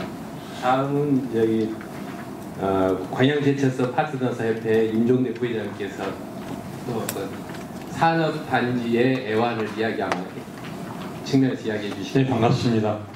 오늘 플랜카드 제일 오른쪽을 보시면 산업 현장은 안전한가 뭐 이렇게 되어 있는데요. 저희 그 광양 국가산단 그리고 제철소가 포함되어 있고, 여기에 이제 상공회의소 회원사들이 많이 이제 근무하고 있는데요. 저희 같은 경우는 이제 산업재해가 뭐 필연적으로 이제 줄이는 활동을 하고 있지만 발생을 하고 있고, 이제 거기에 따른 대응 체제가 굉장히 좀 부족하다는 그 현실을 좀 말씀을 좀 드리고 싶습니다. 현재 그 광양시에 이제 저희 통계상을 보면 국가 통계에 나와 있는 그 업체, 그러니까 소상공인을 포함한 업체가 약 19,500개 정도 됩니다. 여기에 이제 종사하신다고 하시는 분들이 약 한 94,000명, 그래서 한 60% 정도가 지금 소상공인 이상 기업에서 이제 근무를 하고 있다고 보시면 될 것 같고요. 특히 이제 광양 산단의 경우는 잘 아시겠지만 이제 제철업이 이제 주 업종이다 보니까 굉장히 산업재해 발생 빈도가 높습니다. 높고요. 이제 제가 뒤쪽에서 말씀드리겠지만 이 산업재해 대응한 정부의 법이 바뀌어서 굉장히 이제 기업 경영인들이 지금 애로사항을 좀 겪고 있습니다. 특히 이제 사고가 나더라도 이 부상의 정도나 그 재해 정도는 일반 재해하고는 좀 차원이 좀 다르다고 좀 생각을 좀 하셔야 될 것 같고요. 이런 측면에서 저희들은 정말 그 체계적인 의료의 인프라 지원이 좀 있었으면 좋겠다는 게 공동적인 의견이고요. 그 이유로 이제 한 3가지를 좀 말씀드리고 싶은데, 그 앞서 저희 그 광양산단 또 여천 뭐 산단도 마찬가지, 저희 광양산단이 이제 특히 그 폭발이나 화상 이런 그 사고들이 많고요. 특히 이제 기계장치들이 많기 때문에, 대형 기계장치들이기 때문에 초착이나 그런 재해들, 또 가스 중독 위험 이런 요소들이 많고. 근데 이런 사고 발생하게 되면 저희가 이제 가장 먼저 고민하는 게 이걸 어디로 가야 되냐를 고민하거든요. 대부분이 이제 화상재해가 난다 그러면 어디로 가야 될까요? 저희는 이제 광주를 찾게 됩니다. 광주를 가게 되고, 그 다음에 좀 더 잘한다 그러면 대구, 부산 정도, 이 정도를 지금 생각을 하고 있고, 그래서 인근에 저희가 찾아볼 수 있는 병원은 뭐 없는 것 같다라는 말씀을 좀 드리고 싶고, 이게 이제 치료에 대한 효과, 골든타임을 잃어버림으로 해서 그 상해 정도를 악화시키는 그런 문제를 유발하는 게 지금 현실이고요. 두 번째는 이제 저희 그 사고가 나게 되면 굉장히 이제 신체 그 상해를 일으키는 사고들이 많습니다. 뭐 손가락이, 뭐 발가락이 절단되거나 뭐 이런 사고들이 있고요. 특히 이제 심혈관계 같은 그런 사고들 다치게 되면, 그래서 이제 중증 상해로 가는 경우도 종종 있습니다. 그렇게 되면 이제 이런 것들은 신속하게 뭐 봉합 조치를 한다든가 또 혈관계 보건 수술을 한다든가 이런 것들이 필요한데, 실제 저희들이 직접 사고를 나서 가보면 아까 여기서도 많은 얘기가 있었지만 1시간 이내에 접근할 수 있는 병원은 사실 없는 것 같습니다. 저희가 판단하기에는. 그 정도로 이 산업 현장에서는 어려움이 있고요. 이제 저희가 정말 기업 병행하는 측면에서 애로사항을 말씀드리고 싶다면 굉장히 중요한 이유인데, 이게 세 번째인데, 지금 정부가 그 중대재해처벌법을 지금 발효를 해서 2022년도 1월부터 시행을 하고 있고요. 이게 이제 50인 이상 사업장입니다. 그리고 이제 금년 1월 달에 다시 5인 이상 사업종으로 확대가 되어 있습니다. 근데 여기에 그 중대재해라고 하는 거는 이제 정의가 아시는 분도 계시겠지만, 특히 사망자가 1명 이상 발생하는 중대 산업재해, 그리고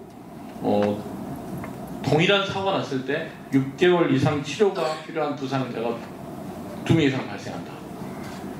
그리고 또 동일한 유해 요인으로 그 중독성 이런 직업성 질병자가 3명 이상 발생하게 되면 이제 기업에 처벌을 하게 되어 있는데, 기업주는 이제 구속 이렇게 되어 있습니다. 법령에는 1년 이상의 징역 또는 10억 원 이하의 벌금, 법인은 뭐 50억 정도의 최대 이제 그 비용 법적 결과에 따라 지불을 해야 되는데, 그럼 기업주 입장에서 보면 이게 중대재해로 가는 그 골든타임이 가까이 그런 병원이 있다고 하면 이 삶의 기로에서 왔다 갔다 하는 그런 시점인데, 어떻게 보면 영세한 기업들은 굉장히 안전 인프라 시설이나 이런 것들이 대기업에 비해서 덜 갖춰져 있는 게 현실이고, 실제 그 작년도에 저희가 이제 그 기업의 그 중대재해가 난 비율을 보면 작년에 한 598명, 한 600여 명 정도가 이제 산업재해로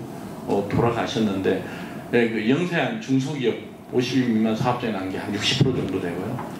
대기업에서 한 40% 정도 났는데, 그게 지금 현실입니다. 그래서 저희 이제 기업 입장에서도 보면 사고는 굉장히 줄이는 활동을 많이 하고 있습니다. 그럼에도 불구하고 사고가 나고 있기 때문에 정부가 이제 법적으로 그 사업장 현장에 대한 중대재해처벌법을 통해서 규제를 강화하고 있는 거와 병행을 해서 거기에 맞는 의료에 대한 인프라 시설도 좀 갖춰주는 게 좋지 않겠느냐 하는 게 저희 국가산단이 갖고 있는 그런 조그만 좀 의견이라고 말씀드리고 싶고, 이번 기회를 통해서 정말 그 어떤 삶의 그 생명의 중요성을 좀 더 공감하고, 특히 이제 저희들은 경제 주체이기도 하고요. 많은 분들이 저희와 같이 근무하고 있고, 그래서 그런 부분들이 절실하다는 생각을 해보면서 이번 포럼이 순천대나 동부육군의 좋은 결과로 좀 이어지기를 바랍니다. 이상입니다. 고맙습니다. 그리고 특히 그 산업단지의 재해가 그 의료 서비스하고 굉장히 많이 밀접한 관계이기 때문에 경제에 큰 영향을 미친다는 것을 참 잘 이야기해 주신 것 같습니다.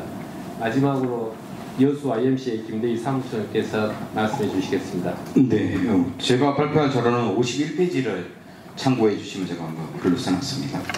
어떻든 의과대학 설립을 통해서 전남 동부 지역 산업도시의 건강권들을 어떻게 확보할 것인가 하는 문제가 제 발표의 요지라고 보시면 되고요. 먼저 들어가기 전에 여수산단 내에서 이런 이야기가 있죠. 그 안전사고를 당하더라도 서울과 강주에서 이런 사고가 발생하면 70%는 살고요. 여수산단에서 발생하면 70%가 죽는다고 합니다.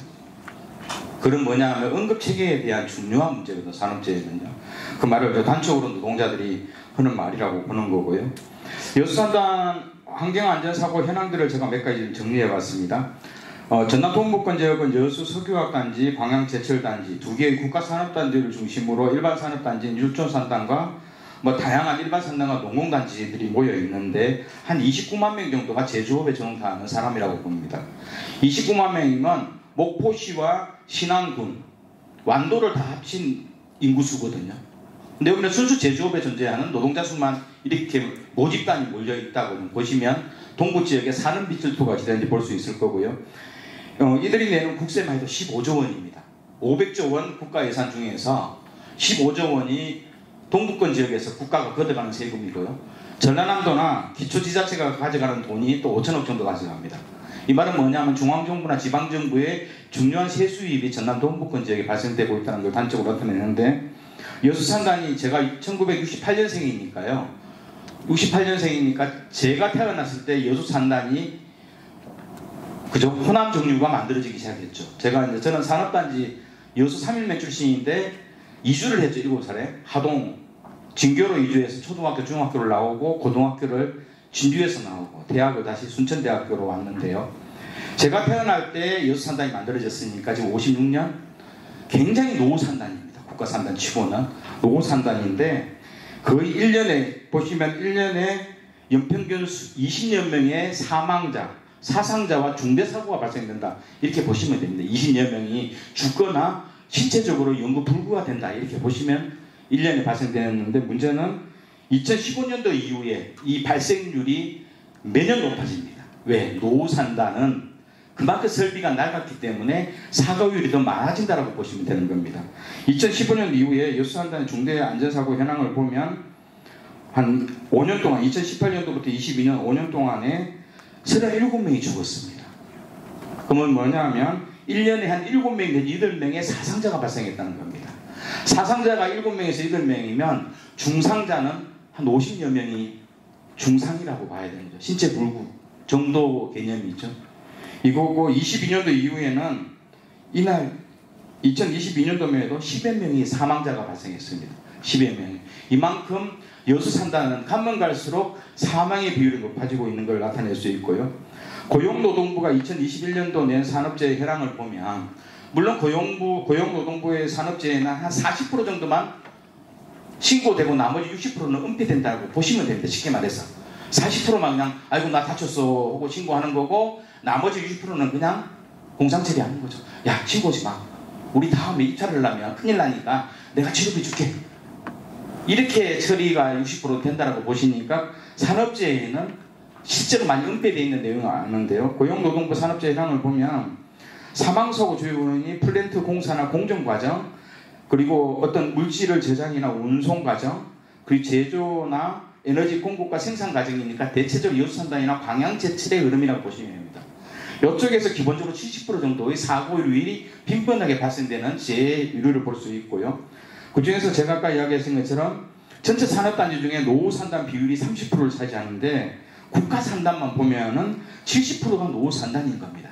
20년 이상 오래된 설비, 보통 우리가 군사기구도 20년 되면 그냥 폐기처분합니다. 20년, 25년 되면.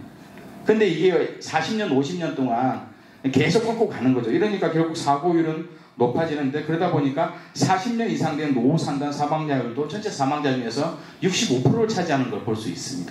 이건 뭐냐면 여수산단과 광양제철은 사고 빈도율이 앞으로 가면 갈수록 높아질 거다라는 걸 의미하는 거고요. 특히 이제 화학사고입니다. 석유화학사고는 이 고용노동부의 산업재해 말고도요, 특히 벤젠이라든가 TBI라든가 염화비밀이라든가 일산부타디엔처럼 1급 발암물질 내지 유해화학물질을 통해서 장기간 피폭이라고 합니다. 10년, 20년, 30년 동안 은근히 내 몸에 축적되는 것, 혹은 단기만 피폭, 갑작스럽게 고밀도의 농도에 내가 사고가 나서 몇 시간 노출되는 것, 이런 경우는 바로 직업성 암에 노출되죠. 이렇게 화학사고는 근본적으로 내분기계나 호르몬계에 영향을 주면서 결국은 암이라는 직업성 암과도 연결되는 중차대한 직업성 질환의 문제가 있기 때문에 화학사고는 그 자체만으로도 굉장히 중요하고 또 사고의 빈도가 좀 높여지고 있는 건데요. 전남 지역의 화학사고의 80%가 광양과 여수에서 일어나고 있습니다. 그러면 결국은 산업재해에서는 주로 발생되는 것들이 중증 근골격계 문제, 우리가 뼈나 살, 그죠? 신체 절단, 끼임 뭐 이런 현상이 일어나는 거고, 또 한편으로 화상과 화학물질로 누출되면서 단기간 피폭, 장기간 피폭이라는 직업성 질환으로 나타내거나 화상처럼 피부가 붕괴해서 기본적 기능을 상실하는 경우, 그리고 독성 치료 뭐 이런 것들이 종합적으로 산업재해와 화학사고에서는 빈번하게 일어나기 때문에 여기에 대한 즉각적인 응급시설 체계 못지않게 장기간에 걸쳐서 임상적 연구와 치료가 이루어져야 되는 형태를 나타낼 수 있습니다. 그럼에도 불구하고 여수 쪽에 산업재해 응급 체계의 문제점을 몇 가지 사례 2개인데요. 2013년도에 여수 산단 내에 큰 대림 폭발 사고가 일어났습니다. 이게 폭발 사고가 나서 8명이 죽고 19명이 중경상인데 본래는 6명이 죽었습니다. 2명이 추가로 죽었던 이유는 뭐냐면, 사고가 한번 보시면 오후 8시 40분에 산화수소가 폭발해서 60% 화상 및 신체 절단 등 중증 환자가 대규모 발생되고 있고, 그 자리에 죽은 사람이 있었어요. 6명이. 그런데 결국은 11시간 만에 서울까지 간 거예요. 아까 그 김재혁 센터장님 말씀한 비치료 재전원율이라고 있죠. 결국은 이 사람들이 사고 발생 이후에 1시간 반 만에 여수 종합병원으로 오는 거고요. 여수 내에 있는 1시간 정도. 이게 안 되니까 바로 강주로 가야 되잖아요. 강주로 옮겨야죠. 전원해야 되잖아요. 그럼 강주로 갔는데 1시간 30분 동안 이동하잖아요. 빠르게 앰뷸런스로 1시간 30분 이동해서 이거 거의 치료가 안 돼. 서울로 다시 가는 거예요. 서울로 가니까 이게 기본적으로 서울에서 뭐 치료 강주에서 좀 그냥 점검해보고 뭐 이러면서 안 되니까 서울 보냈을 거 아닙니까? 이동시간 합치니까 이 환자 중에서 11시간 만에 간 거예요. 대부분 중환자실이. 그러면서 도착해서 2명이 죽은 거예요. 아마 가까운 데 이런 게 있었다면 귀중한 생명을 살릴 건데요. 이게 2013년도에 대리폭발 사고 현황이고, 최근 사례 한번 봅시다. 우리가 6월 3일날 여러분들 언론 보셨죠?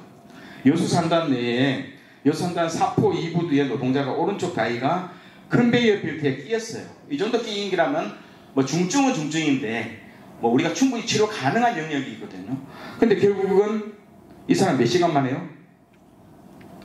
결국은 20시간 만에 수술을 했습니다.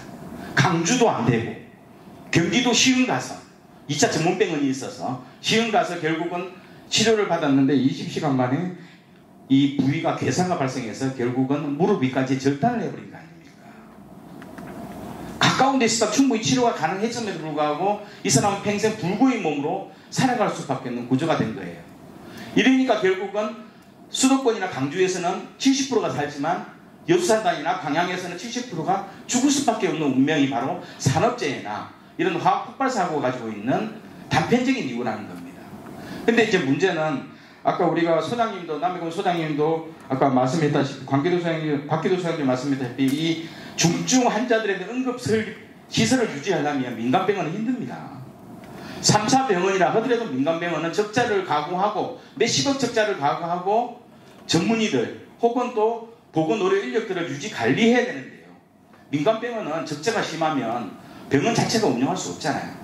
그러면 민간병원한테는 그 책임을 주지 않되 공공병원이 그걸 해야 되는 거죠.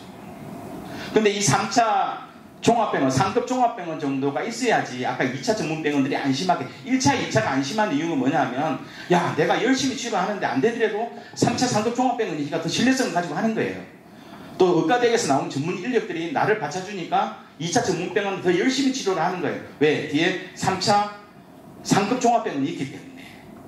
이러면서 각각의 기관끼리 병원 1차, 2차, 3차 의료기관이 기관끼리 자기 역할과 내용을 가지면서 응급설비나 시설들, 화상 전문병원이나 직업성 환경질환이라든가 다양한 중증 외상센터들의 2차 전문병원도 큰 자신감을 가지고 시작할 수 있는 거예요. 왜? 힘들거나 어려울 때 나가 의지할 수 있는 내 배후에 대학, 의과대학이 있고 대학병원이 있습니다.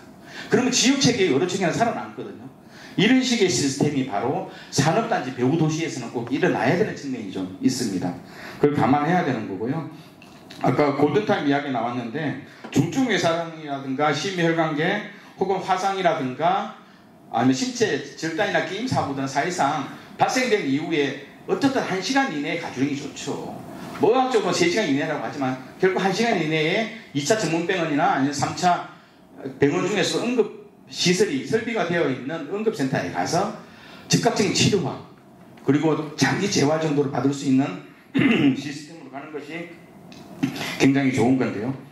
결국은 의료 접근성도 보도에도 전남 지역은 나주, 그 다음 목포, 순천, 광양, 여수 순으로, 물론 광양과 여수는 같은 거리죠. 최고 마지막 광양과 여수가 의료 접근성이 가장 열악한 지역을 나타내고 있는 걸 볼 수가 있습니다. 그러면서 결국은 53배 자하단인데요. 전남 지역은 국가기관산업 시설 밀집 지역에 따라서 산업재해에 대비한 의료 인프라 구축이 절실한 측면이 있다고 봅니다. 아까 말씀하신 것처럼 그러면 과연 중증 산업재해가 발생했을 때 응급의료 체계는 민간은 힘든다. 민간은 수십억, 수백억을 투자해야 되는데 그만한 재원이 민간은 힘들 거다. 그래서 저는 의과대학은요, 국립의과대학이나 부속병원이 이런 역할을 해줘야 된다고 좀 보는 겁니다. 그리고 마지막으로 저는 주력하는 것이요. 산업체 내에서 일어나는 다양한 질환들은 직업성 질환이라 그래요. 근데 직업성 질환은 저는 이제 사회에 있잖아요. 여수 YMCA 일하는데 저는 환경성 질환을 더 고민합니다. 이게 직장 내에서 일어나는 직업성 질환은 암으로 주로 나올 건데요. 환경성 질환은 산업시설 주변에 있는 인근 주민들, 환경호르몬이라든가 유해화학 물질에 장기간 노출되면서 이게 암으로 발생되거나 중요한 환경성 질환으로 나타내는 이 비율들도 저는 산업단지 배후시설에 있는 의과대학이 해야 될 중요한 의학적 연구조사의 영역이다. 지금 전라남도도 전남환경보건센터가 결국은 화순 전남병원에 올해 만들어졌거든요. 아마 순천대학교가 의과대학이 있었다면 전남환경보건센터는 저는 순천대 의과대학이 이걸 유치하면서 결국 시민들의 환경성 질환에 대한 연구하고 치료를 하는 주목적으로 가는 행태가 좀 좋지 않았을까 느낌인데요. 전 세계 산재 사망자 비율 중에서 ILO 기준입니다. 사고, 아까 산업재해 등 사고로 사망 판정이 14%인데 질병 사망이 86% 정도가 있어요. 대체적으로 적자적인 재난 사고보다는 이 직업성 질환에 의한 사고가 굉장히 많은데 그 중에서 26%가 암인 거예요. 직업성 암인 거고 이유, 좀 우리가 좀 잘 사는 이유 나라를 보면은 결국은 사망 사고는 적어요. 아차 사고라든가 원시적 사고는 적은데 산업적인 적은데 상대적으로 질병과 관련된 질환과 관련된 사고가 많은데 그 중에 절반 정도가 직업성 암인 거거든요. 특히 이제 우리나라에 보면 철강이나 석유화학 단지에 있는 그 암에 대해서 연령 표준화 발생률 비교인데요. 55페이지 한번 보시면 됩니다. 전국 연령 표준화 암 발생률 비교해 보면 평균이 315명이 정도 되죠. 근데 울산 석유화학 단지가 있는 울산과 여수는 전국 평균치보다 높은 333에서 342 정도의 발생률을 보이고 있고 특히 제철 산업단지가 있는 포항 남구와 광양은 석유화학 단지보다도 전국 평균보다 훨씬 높은 347 정도의 평균치료 발생률을 보이고 있어요. 이 말은 뭐냐면 철강산업과 석유화학 단지 그 자체만으로도 노동자뿐만 아니라 인근 마을 주민들한테 암 발생률이 전국 평균보다도 10% 이상 높다는 걸 의미하고 있는 거거든요. 그러면 이것만으로도 저는 이러한 암이라든가 특성한 직업적 질환, 환경성 질환에 대해서 의과대학이 산업적 측면 속에서라도 관심을 가지고 했으면 좋겠다. 특히 육전산단은 앞으로 제2차 연료전지 산업이 집체가 될 거 아닙니까? 연료전지는요 기본적으로 유해학물질 덩어리입니다. 이건 암인자에 대해서 절대적 마이너스 요소를 가지고 있는 특수산업 영역이거든요. 근데 어차피 우리는 유치를 목적으로 하고 있기 때문에 그렇다 보면 앞으로 10년, 20년 후에 이런 직업성 질환, 환경성 질환에 전남 동북권정은 더욱더 집체가 될 거다. 여기에 대해서 순천대 의과대학도 이런 환경성 질환, 직업성 질환에 대해서 전문 특화된 병원으로서 자기 기능과 역할을 다해야 된다. 저는 이렇게 결론을 말씀드리고 싶습니다. 고맙습니다. 네, 감사합니다.